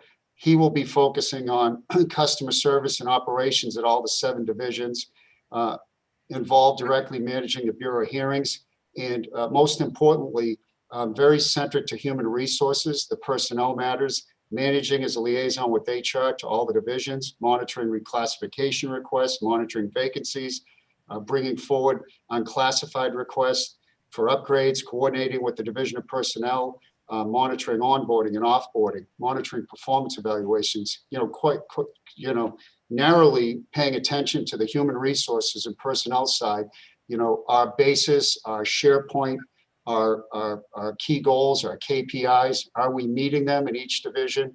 What is the department's mission statement? What are our goals? Are we meeting them? Are we becoming the safest state in the country? And if not, why? He will be focusing more, coordinating with the Office of Highway Safety, and more importantly now with LEACT, the LEACT community engagement, their recommendations, and some of the things that we have to implement, cruiser cameras. There's also some enforcement plans, which we had in the past that deal with the lab and opioids. And again, I can continue to read through these, coordinating lean. No, I guess that's not necessary, if I may, Mr. Chairman. Do these assistant commissioners have staff as well? I'm sorry, do they have staff? Yes, sir. So right now we have two staff in our office and a PIO. So we have 2 administrative assistants in the office. One is Miss Cassidy, and she maintains the main number and works directly assisting me. The other is Miss Lambert, who shares her time with both Assistant Commissioner Edwards and Richard Bailey. And we have a PIO, a Public Information Officer, who has been, TDY'd. He's been supporting the COVID-19 mission in the Joint Information Center, the JIC. Okay, so my understanding then is, if I may, Mr. Chairman, is that you and those assistant commissioners share a joint staff that's a small number of people, correct? That's a fair. There's two assistants. Okay, thank you. Thank you. Seeing no more questions, go ahead and continue, please. Okay, on to page 7. So the next division is the Division of Administration, which provides internal support services to the Department of Safety and all the divisions. Made up of 6 bureaus, handles all the finances, the HR functions, the supply and inventory, automotive repair, operational functions. It's home to the Road Toll Bureau, where we collect the state's gas tax. And then also grants management for federal funded compliance across the department, and the Facilities Management Bureau, where we have a group of individuals who help us maintain and provide construction and energy efficiency projects at the 36 facilities that we operate across the state. In the Division of Administration, the request for FY22 is $10.5 million, which is a 32% decrease from FY21, and $10.9 million in FY23, which is a 3.5% increase over FY22. The 1.2 million of that decrease in FY22 are due to salaries and benefits from 14 unfunded positions. $325,000 increase in FY23 is due to increases in salary and benefits from the remaining funded positions due to increments and then the additional pay period. The large portion of the decrease, 3.7 million in FY22, are due to division DOIT costs that were previously accounted for within this division's accounting budget units, those being transferred to state police and some other divisions as well. So again, another area where we transferred costs to where they belonged to try to address the funding concerns. The unfunded positions that are noted are going to negatively impact the support services that admin provides to all of the other divisions, and will likely increase risks to service delivery if there's delays in getting key equipment and supplies to the mission-facing divisions within the department. And then also there are road toll functions, specifically the road toll audit functions, which could have a negative impact on future highway fund collections, as the number of audits that would be conducted would have to decline over time. And one of the things that we want with road toll is voluntary compliance. And usually if people know you're looking, they're less likely to underpay their road toll amounts. On page 9, this is a listing of the specific positions and areas and the impacts for each. One is there's a Deputy Director of Administration position that was established and funded in FY21 and the 2021 budget. The Division of Administration is the only division that doesn't have a deputy or an assistant director role. There's just the one director for the entire operation. And unfortunately, it's a very large operation. We're unable to spend the time that we need to improving our process and becoming more efficient just due to lack of hours. The Human Resources Bureau, there's 3 positions that are unfunded, 2 HR techs and an HR assistant. And these are really critical for certain benefit aspects that HR is required to conduct. Those have to do with FMLA, workers' compensation, Americans with Disabilities Act accommodations. And so those duties are being completed by others within the HR function, which are causing delays in other areas. And so without those positions, we can expect delays in the entire HR function. There are 2 Financial Management and Planning Bureau positions. These are critical to processing vendor payments on a timely basis. They help us with fiscal note development and tracking, and then also procurement activities for the department. And so again, without these roles, we're assigning these duties to others who also have their primary job duties and trying to juggle all the deadlines as they're coming due, which is going to be challenging without having these filled eventually. In the Asset and Resource Management Bureau, there's 4 unfunded positions here, one of which is in the automotive shop. So that's shop manager. So we have 4 automotive technicians, and they are being supervised by someone who is not currently the shop manager. He's actually the head of the administrative part of that operation, in the parts room. So that's a key position. We have a forms design and control clerk. This is a role that's intended to help us ensure that all of our forms are current, they're up to date, they're in compliance with administrative rule. That position is unfunded and currently vacant. And then we have a stock clerk and a mail clerk. Both of those positions are required to getting data, mail information, and then also equipment and supplies out to the divisions. And so they're critical to achieving our mission. And then I mentioned the road toll positions. There's 3 auditors and a counter clerk, and those are required for continued compliance. We would expect a decrease in the number of audits that we would be able to complete without those roles. The other piece too that's not position related has to do with facility maintenance costs.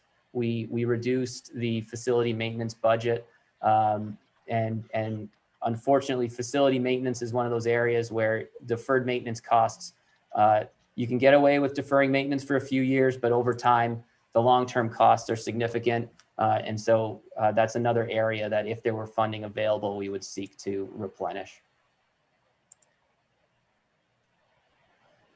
The next division is the Division of Motor Vehicles. So Division of Motor Vehicles' mission is to enhance public safety on the roadways, ensuring that all drivers, vehicles, and service providers are properly credentialed. It's broken into the bureaus as shown here: driver licensing, where they produce over 357,000 licenses each year and perform over 27,000 skills and road tests. The Bureau of Financial Responsibility, they enforce the motor vehicle statutes that impact your driving record or your driving history, or even your licensing privileges. And so if there's a ticket that's processed or a violation that needs to be paid that impacts your record, that's where all of that is processed. It's really critical to all of our drivers out there. The Bureau of Operations oversees all of the daily interactions with customers at the 13 substations and then also at the DMV in Concord. They also have a call center, and they field over 20,000 calls each month. Bureau of Registrations oversees registration of all vehicle types, trailers, boats, everything except for OHRVs, the off-highway recreational vehicles, and snowmobiles. And the Registration Bureau processes about 1.5 million registrations each year. And then the Bureau of Title and Anti-Theft, they produce all new and duplicate titles for motor vehicles and trailers, whether it's a private sale or a commercial sale. And they're responsible for ensuring we can determine vehicle ownership. And they issue over 333,000 titles each year. And then finally, there is an administration bureau. And they manage all the contracts, procurements, and the audit functions within the division itself. And the unfunded positions, you can see with DMV that they're spread out throughout their operations. So in FY22, the DMV's budget request is $28.1 million, which is a 7.6% decrease over FY21. And in FY23, it's $29.9 million, which is a 3.3% increase over FY22. The significant changes here have to do with the unfunded positions. $963,000 of the decrease are due to salaries and benefits related to those. There's also a $150,000 decrease in part-time funding. Because of the nature of the customer service that DMV provides, they rely heavily on part-time employees to address issues. If somebody's out, if there's annual leave that's taken, a part-timer can help and cover shifts. And so that decrease in part-time funding will impact operations as well.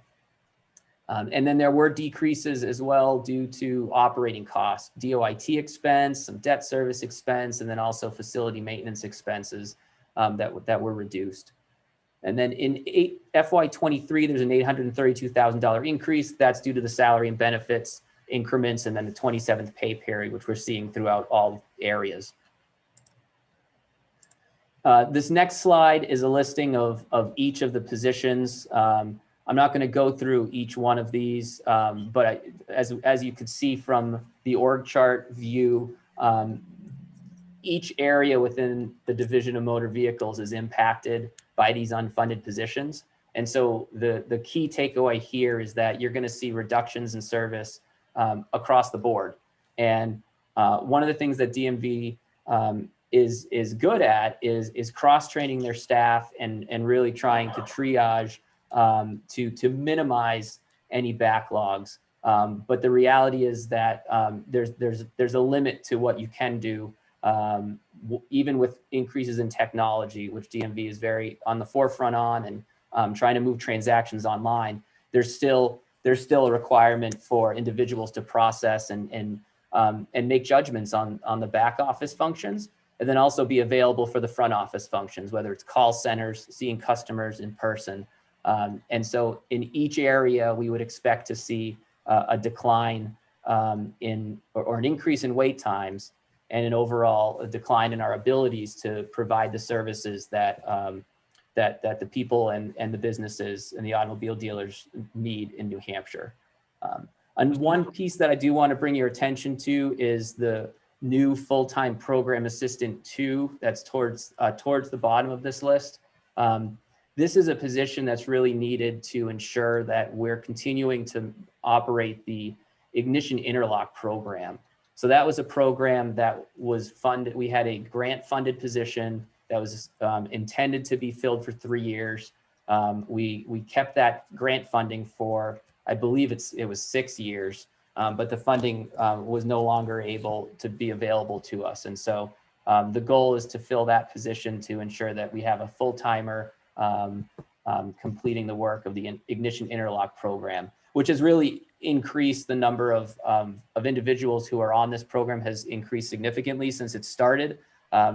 There were 200 or so people originally on the Ignition Interlock program, and that's grown to about 2,000 now. So it is a program that needs some oversight. Was that program being federally funded? It is not. Was it? The position was previously, yes. Okay. And I'm not sure where it fits in because I'm not sure of the titles of some of these. It was recently brought to my attention that at some of the tolls that we do not have a physical person there to collect tolls, I'll say third shift. And I was wondering about the expectation of people who approach a toll, do not have a transponder, need to pay a toll, but there's no one to take the money. So the toll booths are actually operated by the Department of Transportation. So even though we do receive Turnpike funding, we don't operate the tolls in the Department of Safety. That's a Department of Transportation operating function. Okay, thank you.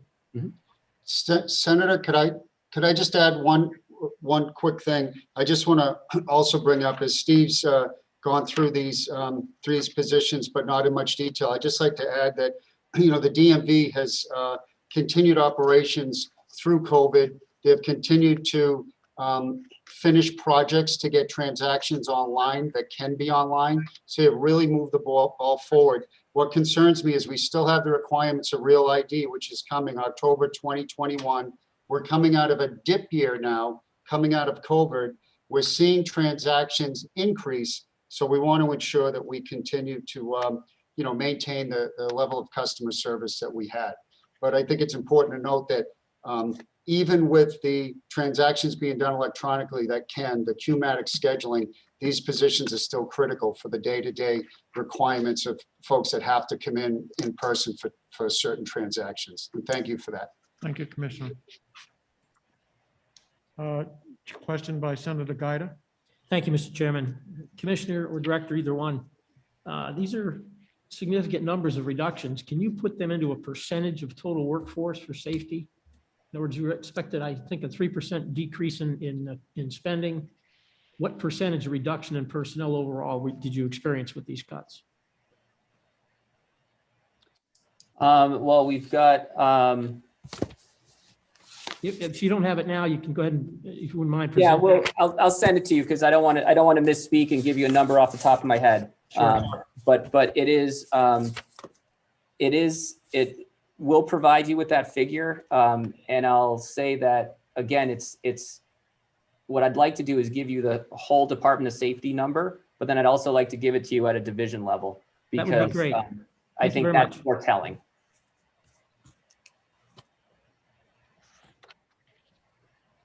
Okay.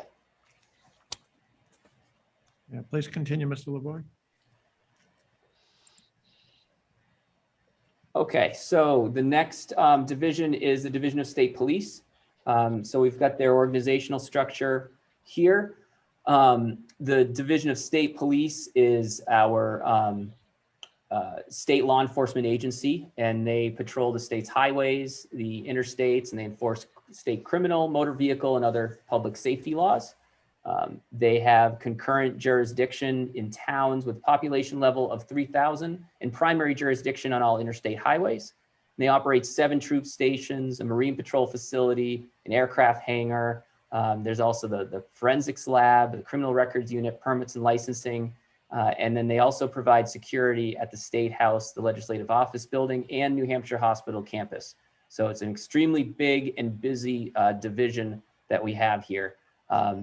Just very briefly, if we look, there's 2 kind of main functional areas that the division is broken into. The Operations Bureau is where all of the troop stations reside. So they provide a whole range of law enforcement services, and they conduct patrols as well as take calls for service, and they cover accidents and also investigate criminal activity. And so we have our 7 troop stations across the state that provide coverages across all counties. Troops A, B, C, D, E, and F are all primary troop general service law enforcement operations. And then Troop G is a statewide commercial vehicle enforcement operation. And so they ensure that the federal regulations and state laws that govern transportation of people and hazardous materials and commercial goods and all the vehicles operating, commercial vehicles operating on our roads are operating safely and within law and federal requirements.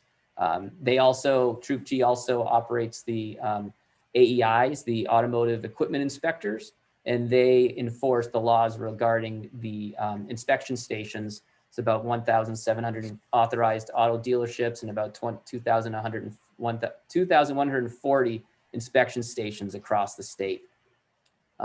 Marine Patrol also falls under this area. They provide, enforce the state's boating laws and rules across the state, both on the lakes and then also on the state seacoast. And then the MET team is a specialized unit that detects and enforces crimes and hazards on the roadways in New Hampshire. And they've been working closely with local agencies on drug enforcement units to combat illegal narcotics distribution in local communities and into the state. And there's also a slew of specialty services within these groups. Those are collision analysis and reconstruction unit, drug recognition experts. We have an explosives disposal unit, special events response team, special weapons and tactics team, K9 unit. All those specialties are involved with this group as well. And the number of specialties is really critical because those are functions that local departments, most local departments don't have. And so in many cases, these specialty units in state police are the only option in the state. On the other side of the house, we've got the Investigative Services and the Criminal Justice Information section. In Investigative Services, the Major Crime Unit is one of the primary units, and they're responsible for investigating homicides across the state. And they also assist in investigations for other deaths, including officer-involved shootings and prison escapes and violent felony level offenses. The narcotics unit investigates all drug and vice-related crimes. They also have an undercover unit that utilizes special equipment for controlled buys of illegal drugs, and including fentanyl, heroin, and also methamphetamines.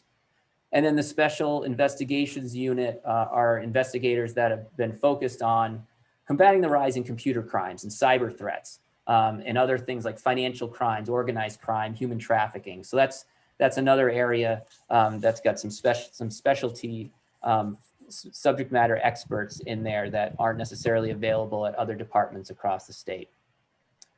And then finally, the Justice Information Bureau. This is the area where we've got some key functions. The J1, which is the One Network Environment for Justice, is managed through here. And that's the network that allows law enforcement and the courts and the DMV and the corrections to all share information electronically. So we're not passing paper across departments anymore. The Criminal Records Unit maintains the state's criminal history record information and repository. They also operate the AFIS systems. They're the automated fingerprint identification systems and the uniform crime reporting system. And then finally, the Permits and Licensing Unit. They operate the gun line, where they take calls from federally licensed firearms dealers for background checks when New Hampshire residents are purchasing handguns commercially. And they also process background checks for individuals when they're applying for a non-resident concealed pistol license. They also provide licensing for private investigators and both armed and unarmed security guards, as well as bail bondsmen and certificates of competency for those who are using explosives. So a big mission in permits and licensing. In state police FY22, the budget request is $96.9 million, which is a 13.3% increase over FY21, and $100.2 million in FY23, which is a 3.5% increase over FY22. The Division of State Police, 76% of their budget is attributed to personnel, to salaries and benefits, because it's people who are the primary delivery of service for these folks.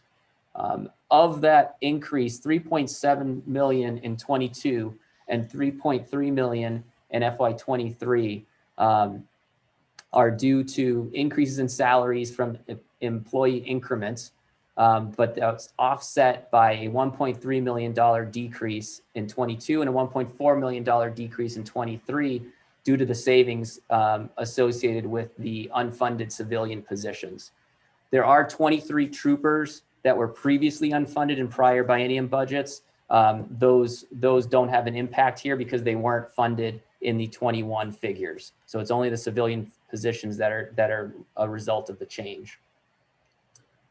There is a $4.3 million increase in FY22, and that's due to the DOIT operating costs being transferred into this area. Again, one of those moves that we mentioned to try and ensure that we're charging things to the available dedicated accounts as appropriate. $1.9 million of that increase in 22 and a $250,000 increase in 23 are due to the retiree health benefit allocation.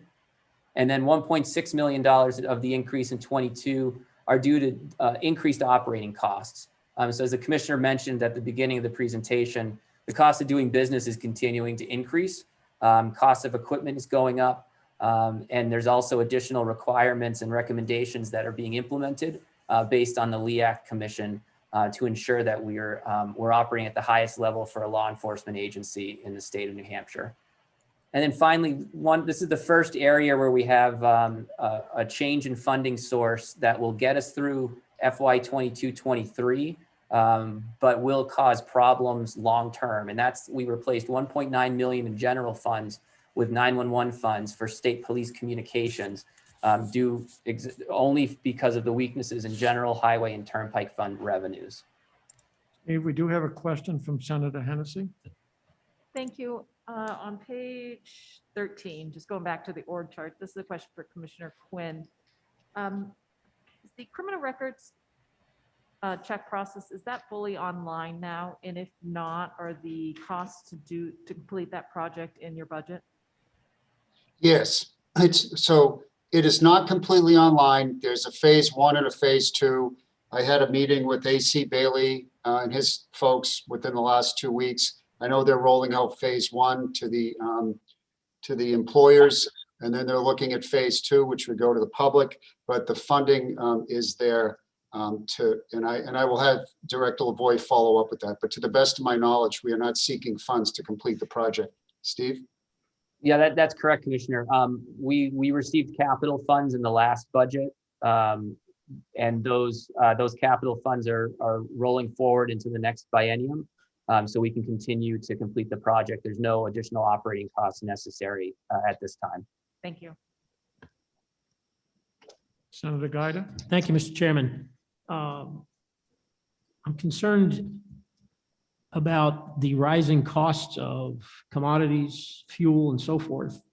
And I would just wonder if you've incorporated, or I'm sure you have, but how much of an increase in fuel costs and so forth? What might an average price per gallon, et cetera, which you can negotiate what you're expecting, because obviously you consume large amounts of those things. Yeah, we do, and we purchase fuel at a statewide level. We actually buy our fuel from the Department of Transportation, who negotiates for the state as a whole. I'm not sure where the actual price is landing, and I'd have to go back to give you the details on what we budgeted for. But long-term fuel costs, while there has been an increase recently from, I don't want to say historic lows, they weren't historic lows, but they were the lowest costs we've seen in the last 6 to 8 years at least. We are seeing an increase in fuel, but the long-term projections don't necessarily show that continuing indefinitely. So we'll have to keep an eye on that. But I'll have to provide you with the exact number that we use for our budget purposes.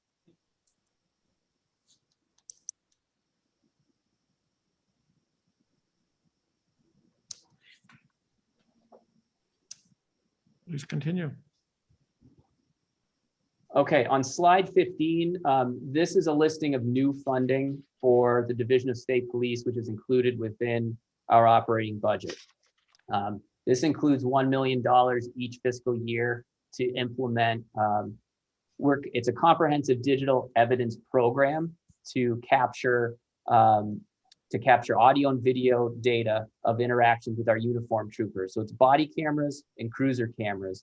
The key here is that it's what do we do with this digital evidence once it's collected, and this funding will allow us to purchase the equipment, collect the digital evidence, establish a program to store it, appropriately, to redact it if it's requested for right to know requests, and include some positions as well to ensure that we're able to manage this new evidence stream, which we don't currently have the infrastructure to do so. So we're confident. There's an RFP that went out and just came back. Those proposals are being reviewed, and we'll be looking forward to implementing this in the next fiscal year. Another LEACT recommendation is medical and psychological support. So this would be support for our SWAT teams in particular, but really for any of our troopers and state police as they're going into more complex situations. I mentioned all the special services that we're providing, and the demands on law enforcement continue to increase. And this would allow us to hire on a contract basis medical and psychological professionals, not only to help with our staff, but also to help with diffusing a situation, especially with the psychological support, if there's an individual who needs help being in a potential hostage type of a situation, or someone who needs is barricaded. Increased training costs. So There are additional training requirements that the LEAC Committee brought forward, that the LEAC Commission brought forward. And so we've included $131,000 in each fiscal year to account for those increased costs. We think that's the right number, and we're hopeful that as these programs become developed, we can work closely with other resources that we have, and maybe even PS&T. But there will be a cost for this additional training, and so that's what we budgeted for. The permits and licensing unit, there are new positions, 2 program assistants and a supervisor, and those new positions are included to meet increased demand for gun line checks. There's also been changes to the process. We're implementing new software to help us be more efficient. But at the end of the day, again, like I mentioned, everything we do is people driven, and even with software enhancements, there's still a need for personnel. And so we're optimistic that this will help us to meet the demand for gun line checks. At Marine Patrol, there are 2 Marine Patrol Officer 2 positions. These are both federally funded through the Coast Guard grant, and that will allow us to better meet the demand for services in the Seacoast, along the areas of Hampton Beach, and then also escorts that are required when there's cargo ships coming through. And then finally, there's the unification of state dispatch services. So the state police dispatch folks have been dispatching for Fish and Game on a temporary basis, nights and weekends when Fish and Game dispatch was unavailable.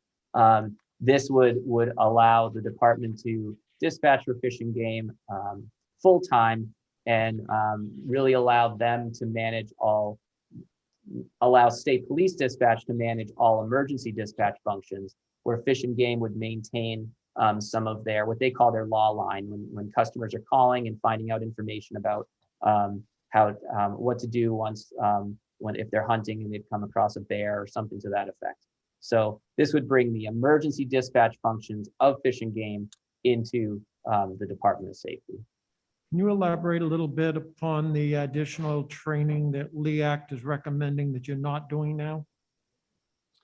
Yeah, I can take that, sir.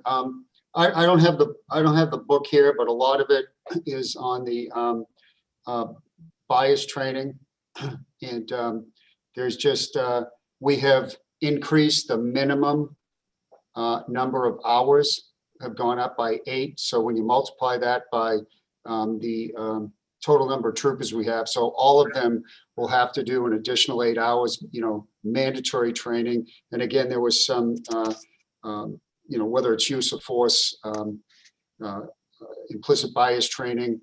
So those are all required, mandatory now moving forward. So that number is basically scalable to the amount of troopers we have. But those requirements were the final recommendations from the LEAC. And I have them here. I just can't put my finger on them right now. Okay, for clarification, that minimum 8 additional hours is a recommendation of LEAC, and that's not something statutorily that you have to follow. Is that correct? That's correct. They are recommendations, and the governor supported those recommendations.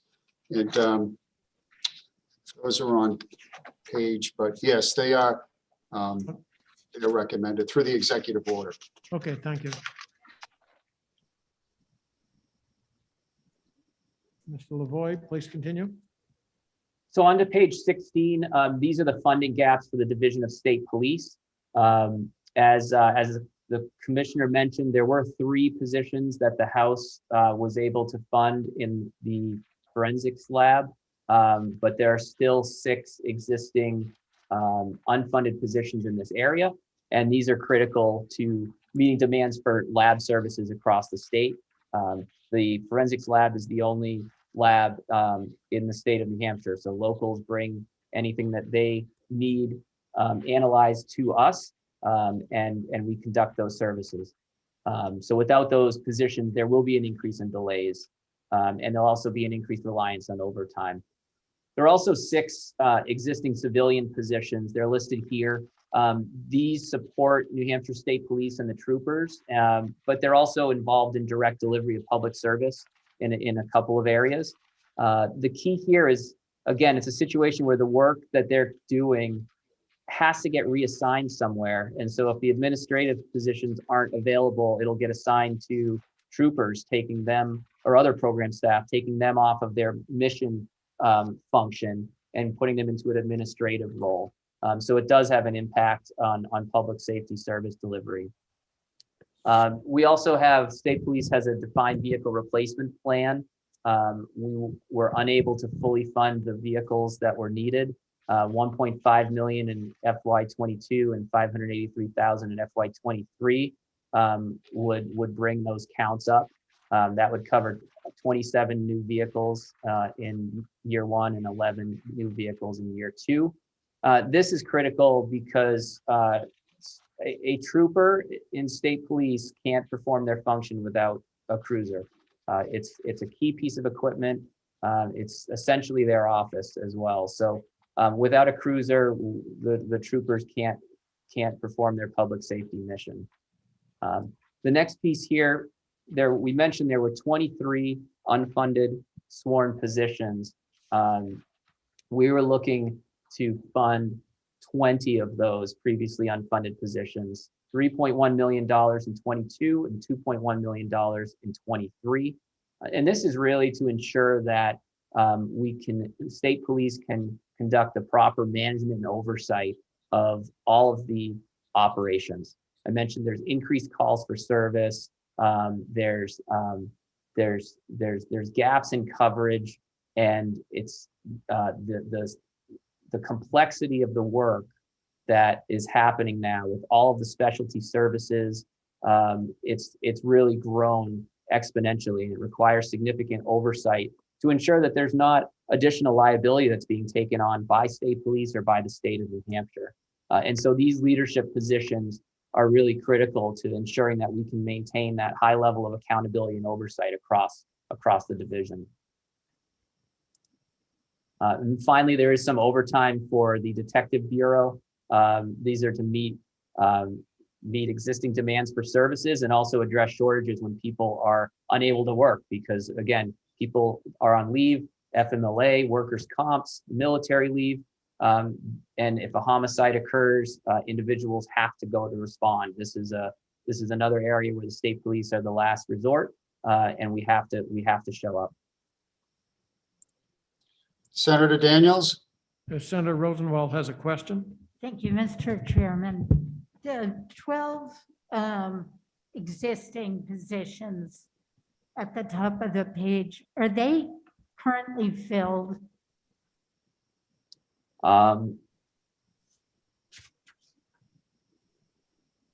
Three of them are. Which bullet? The 3 positions that are filled are on the second bullet. Thank you. Yes, Commissioner. Senator, just for your question, the answer is the training is in the area of implicit bias and cultural responsiveness, ethics and de-escalation. And by January 1, 2024, from now until then, it's going to incrementally increase. And by then, it should be a minimum of 24 hours annual for all law enforcement. So I just wanted to give you the correct information. Thank you for that clarification. Any further questions at this point? Seeing none, please continue, Mr. Lavoy. Okay. The next division is the Division of Homeland Security and Emergency Management. They're responsible for coordinating the state's response to all major natural or human-caused disasters. Most recently, they've been responsible for coordinating a response to COVID-19 in the state, and really pooling all of our resources and working closely with HHS and the National Guard and everybody involved in ensuring that that we address this unprecedented situation that we're in. They are broken into 4 sections. There's the operations section, which monitors day-to-day incidents and activities. They also operate the state's Emergency Operations Center, which is activated as part of the disaster that we're currently in. The Field Services section provides outreach to local communities and state agencies. They help people prepare for, respond to, or recover from any of the events that are occurring. And they work as a liaison also when there's an activation of the EOC going on. The planning and grant sections, they handle the administrative and the management functions related to the federal grants, hazard mitigation grants, assistance to local emergency management efforts, the EMPG grants, and then also the disaster grant aid as well. The administrative section is where the office of the director resides, as well as the business and finance function and the community outreach office. And so that's the area that interfaces with the Division of Administration more closely. The Division of Homeland Security and Emergency Management's budget request for FY22 is $17.1 million, which is a 63.9% increase over 21, and $17.3 million in 23, which is a 1.1% increase over 22. You can see the federal money is what the increase is for Homeland Security. That's really the disaster money to support the ongoing state and local response efforts to COVID-19. We expect that will continue, but it's an unknown amount. In previous budgets, we have not budgeted for disaster funds. That's been an item that we brought forward to the fiscal committee because we haven't been able to predict what those costs are. Over the last several biennium, we're getting a better understanding and we're seeing more frequent disasters. And so we felt we should at least budget an estimated amount here and then could always come back to the fiscal committee if the disaster exceeded certain amounts. And so that's what this funding represents. There are two unfunded positions here within Homeland Security. Both of these positions support the statewide response efforts and also local requests for aid, including the radiological response activities associated around the emergency planning zone, the EPZ in Seabrook Stations area. So they're really critical to ensuring that we can continue to operate in those areas. And for a state agency and a division that's responsible for the state's emergency response, it's an all hands on deck approach. And if they need every set of hands that they can get. And so those positions are really critical to ongoing disaster activities, which are going to last a very long time. Typical disasters, it's not uncommon to see those funds being processed for years after the fact. We've never experienced a disaster of this duration. And so it's reasonable to assume that we're going to be dealing with the administrative burden of this particular disaster for years to come. So all the support that we can fund for Homeland Security is really critical. Senator Rosenwald has a question. Thank you, Mr. Chairman. It's kind of related to the technical support and 911. My understanding is that there's going to be a new suicide hotline that's national that will require, I think, people to dial more 10-digit area dialing. codes. Have you accounted for any extra costs in the budget? And does the state have any choice about those having to dial the area code? We haven't included any additional costs associated with that. That's a good question. I'm not sure. And Commissioner, jump in. I'm not sure if it will impact us. I'd have to follow up with Director Mark Doyle at 911 to see if that's the case. I don't imagine that there would be an issue for us, but I don't have that answer. Yeah, so Senator Rosenwald, thank you for the question, and I'll get additional offline, but I have been speaking closely with Director Doyle, Mark Doyle, who manages that, and he has been working close with I believe it's the FCC, and I don't think there's an option to opt out, and I have not discussed any increased costs. I know there's going to be there was a couple of articles in yesterday's press, but it's going to be some work that needs to be done to help folks, reprogramming their phones, but it'll be 10-digit dialing now on all of the landlines. That's just like New York City.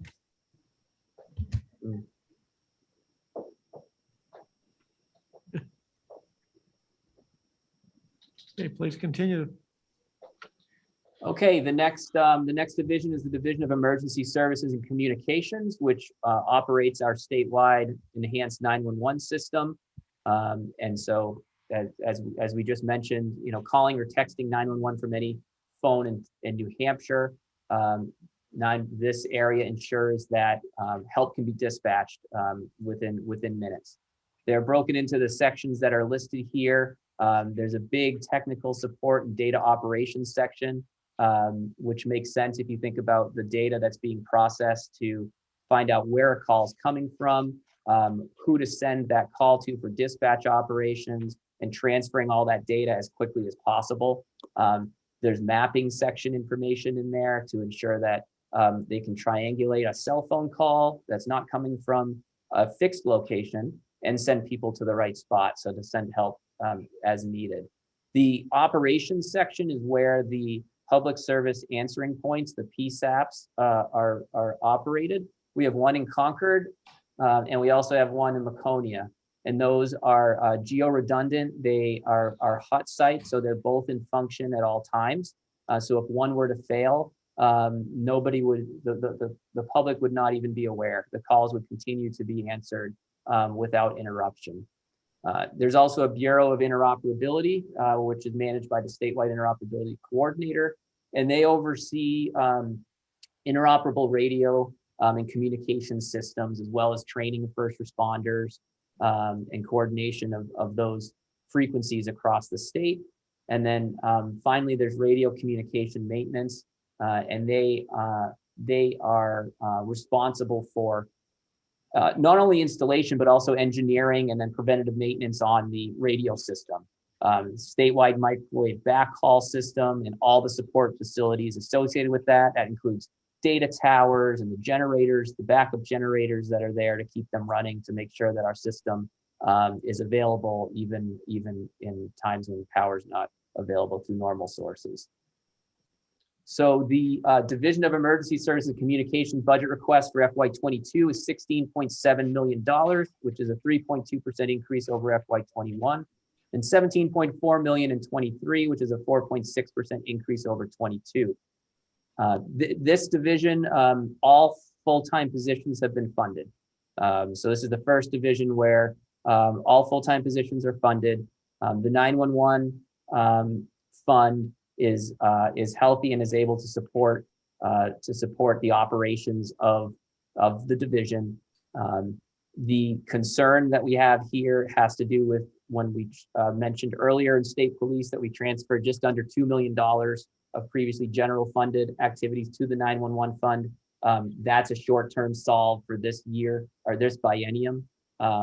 But even with that short-term solve, the Division of Emergency Services and Communications was able to fully fund all of their positions.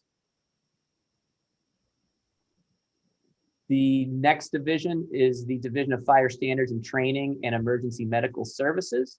And they are responsible for training, educating, and certifying firefighters and emergency and community responders to protect the citizens and visitors of New Hampshire.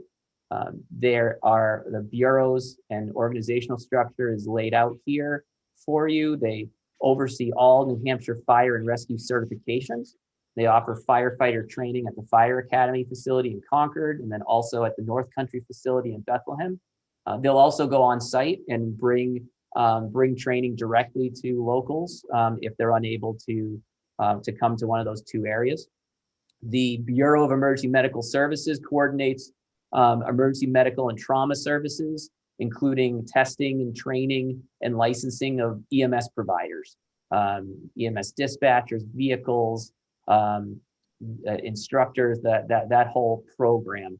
The division also collects data and related to analysis and capability of all the administrative investigations related to licensees if there are any concerns if they didn't follow certain licensing rules.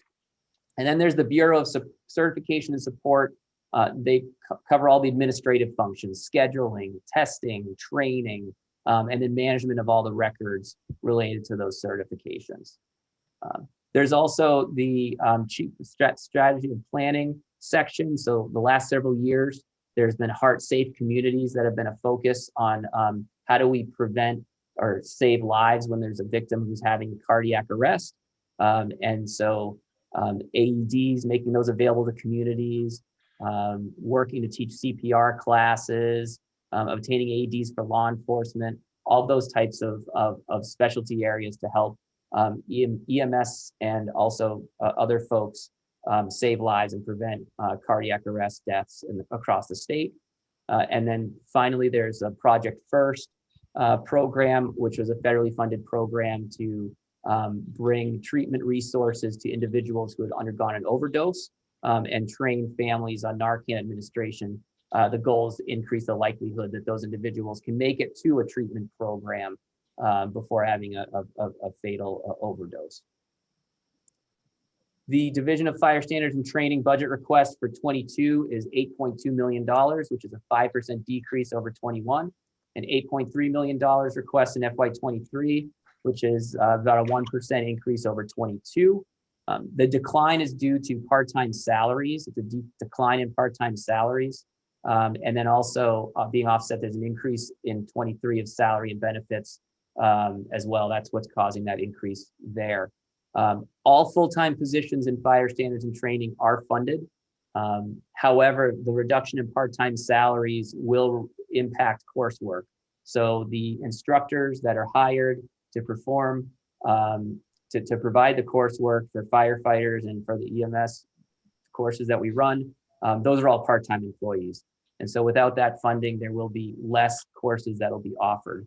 And the reason why the reduction in part-time had to occur is because of the next division that we're going to move into, Division of Fire Safety, which was formerly partially funded with general funds.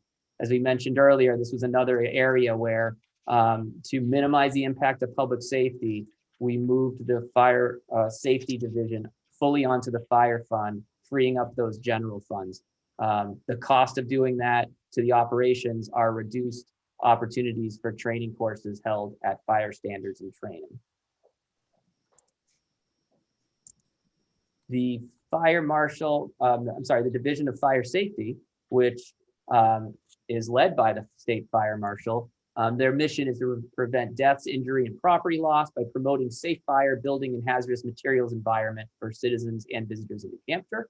And they are responsible for investigating all fires, building collapses, and carbon monoxide releases that are non-automobile, non-vehicle based, which cause death.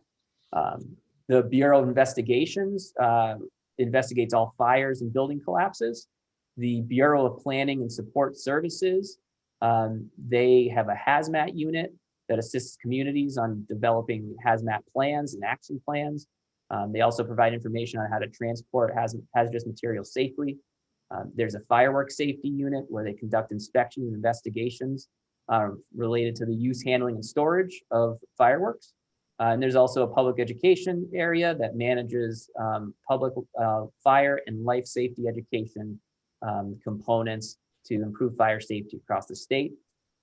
There's also the Bureau of Building Safety and Construction.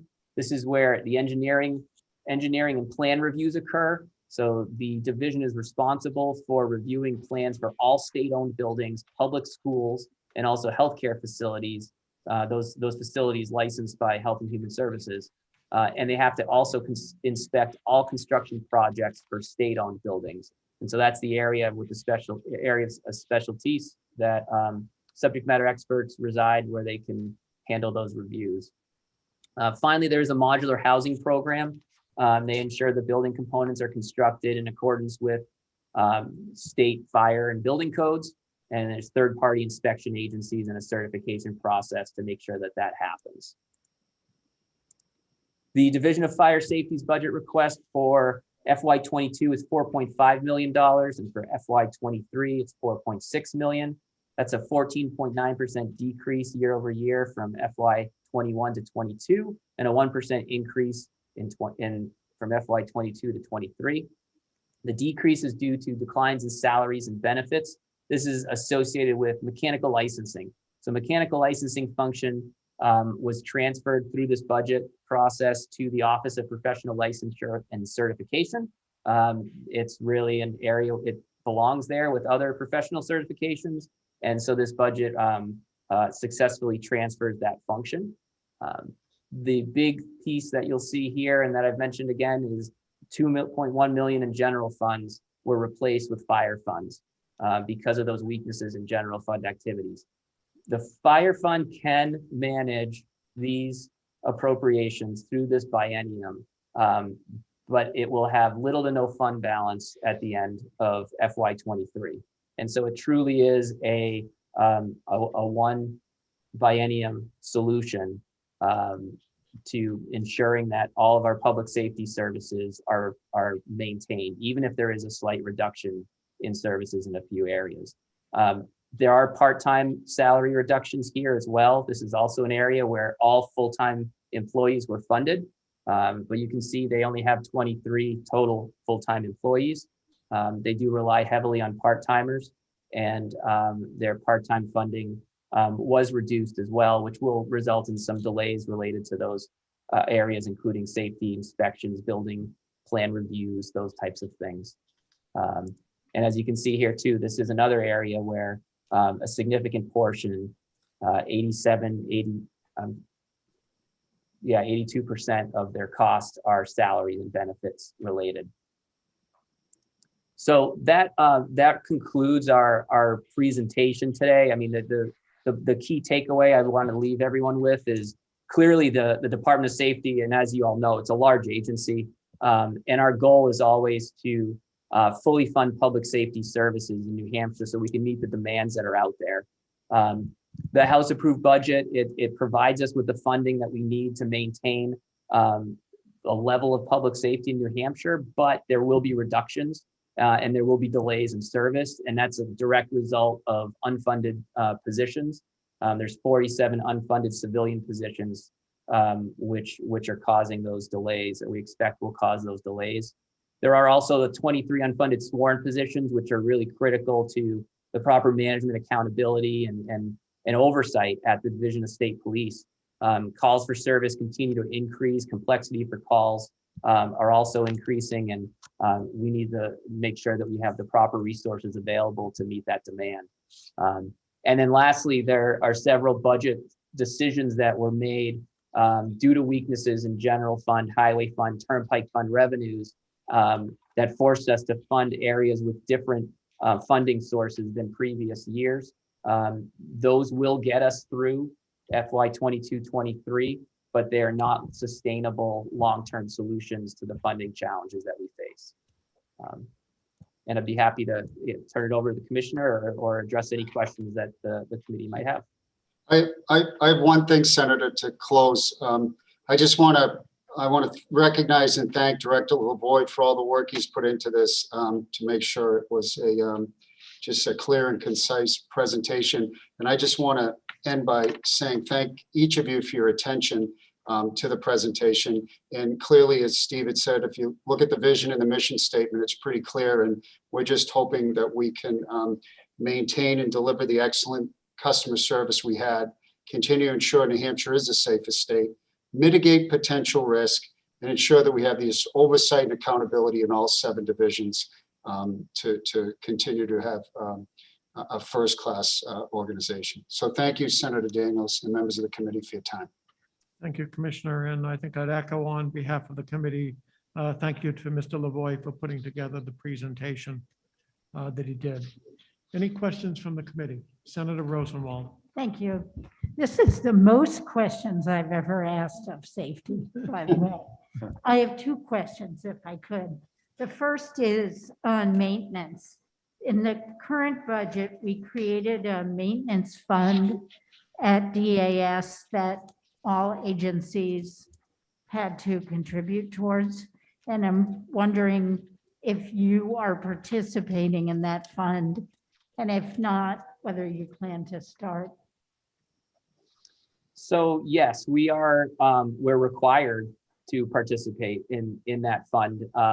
Any agency that resides within a facility that is owned and operated by Administrative Services is required to contribute based off of their activities there.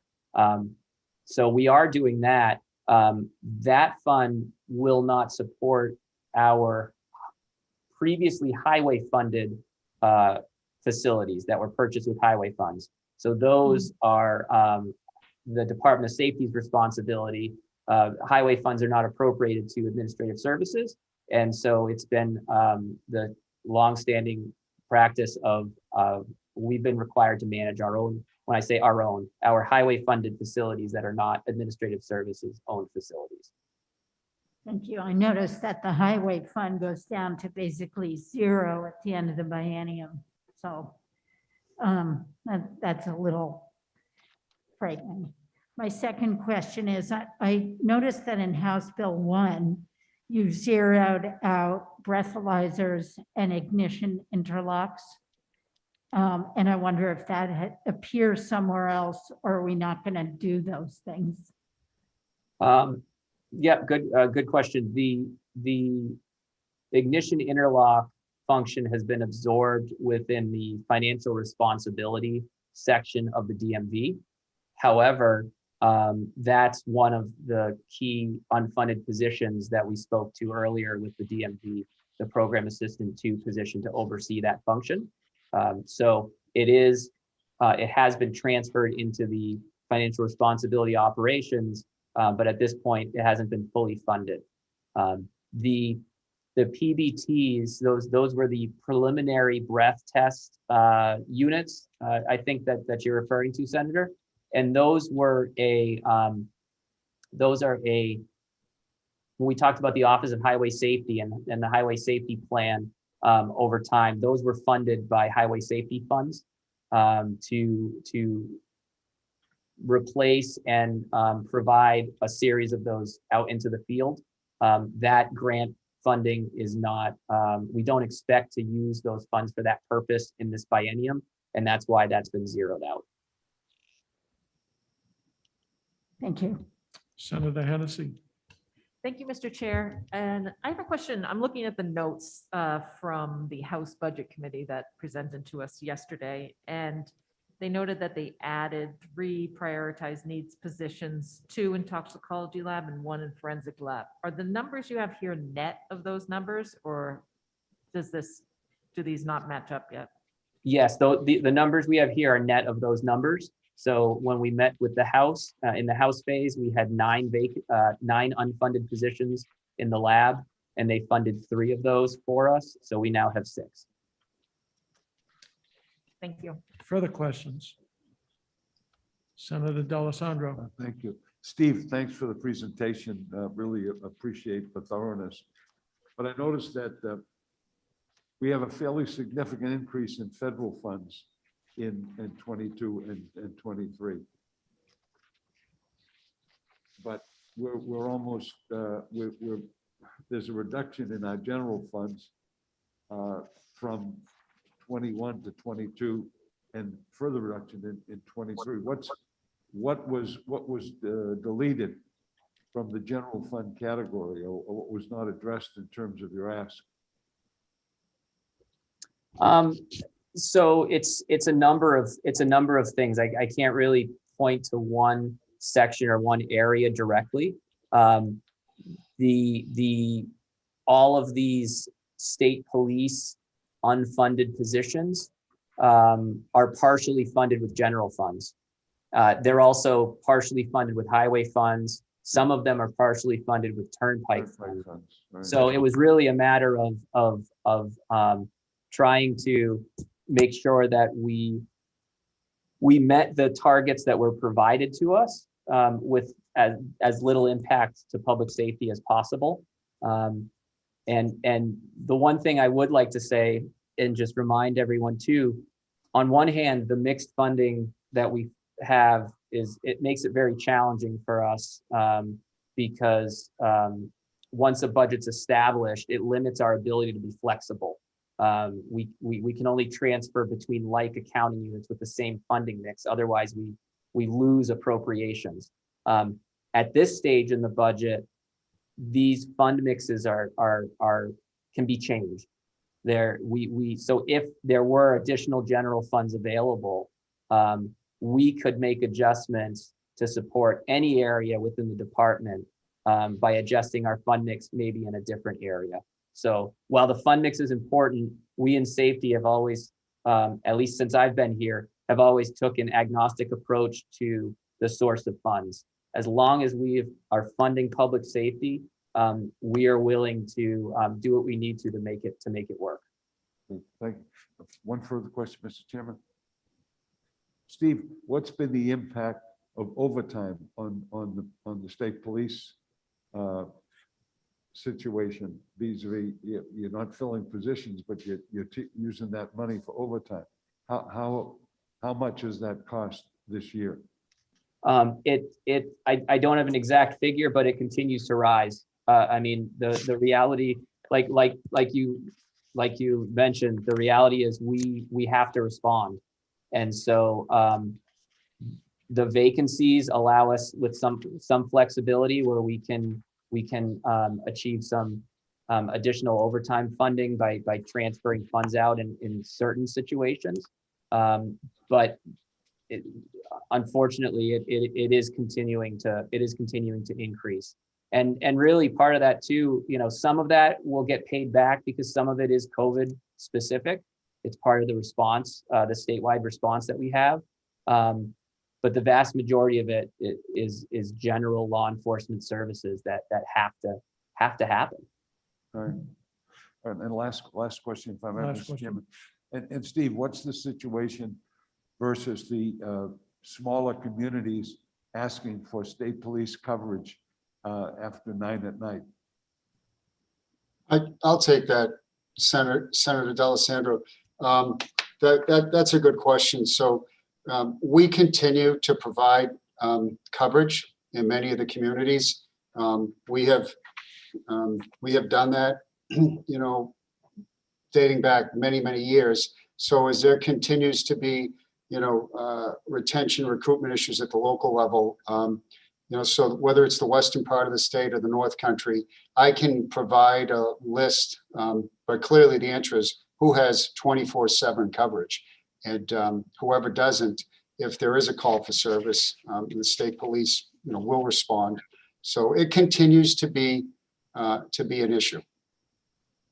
So the last thing is, it does put a strain on manpower and distribution of manpower in terms of providing the service.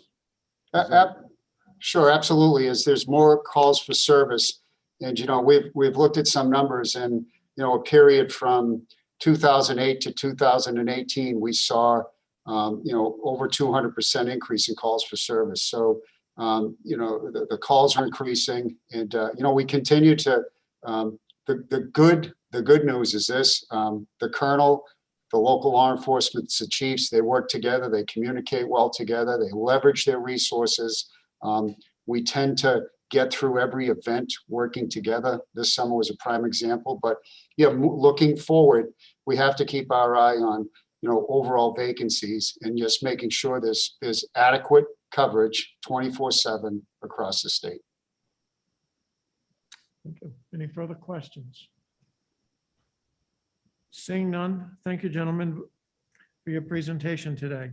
Thank you, sir. Thank you. Have a great day. Thanks. That concludes the presentations today. The finance, we'll continue presentations on Friday at 1 p.m. And with that, I'll look for a motion to adjourn. Moved by Senator Gaida. Is there a second? Second by Senator D'Alessandro. We'll call roll. Senator Rosenwald. Yes. Senator Gaida. Yes. Senator D'Alessandro. Yes. Senator Hennessy. Yes. Senator Morse. And Senator Reagan is excused. The chair votes yes, and we will be adjourned.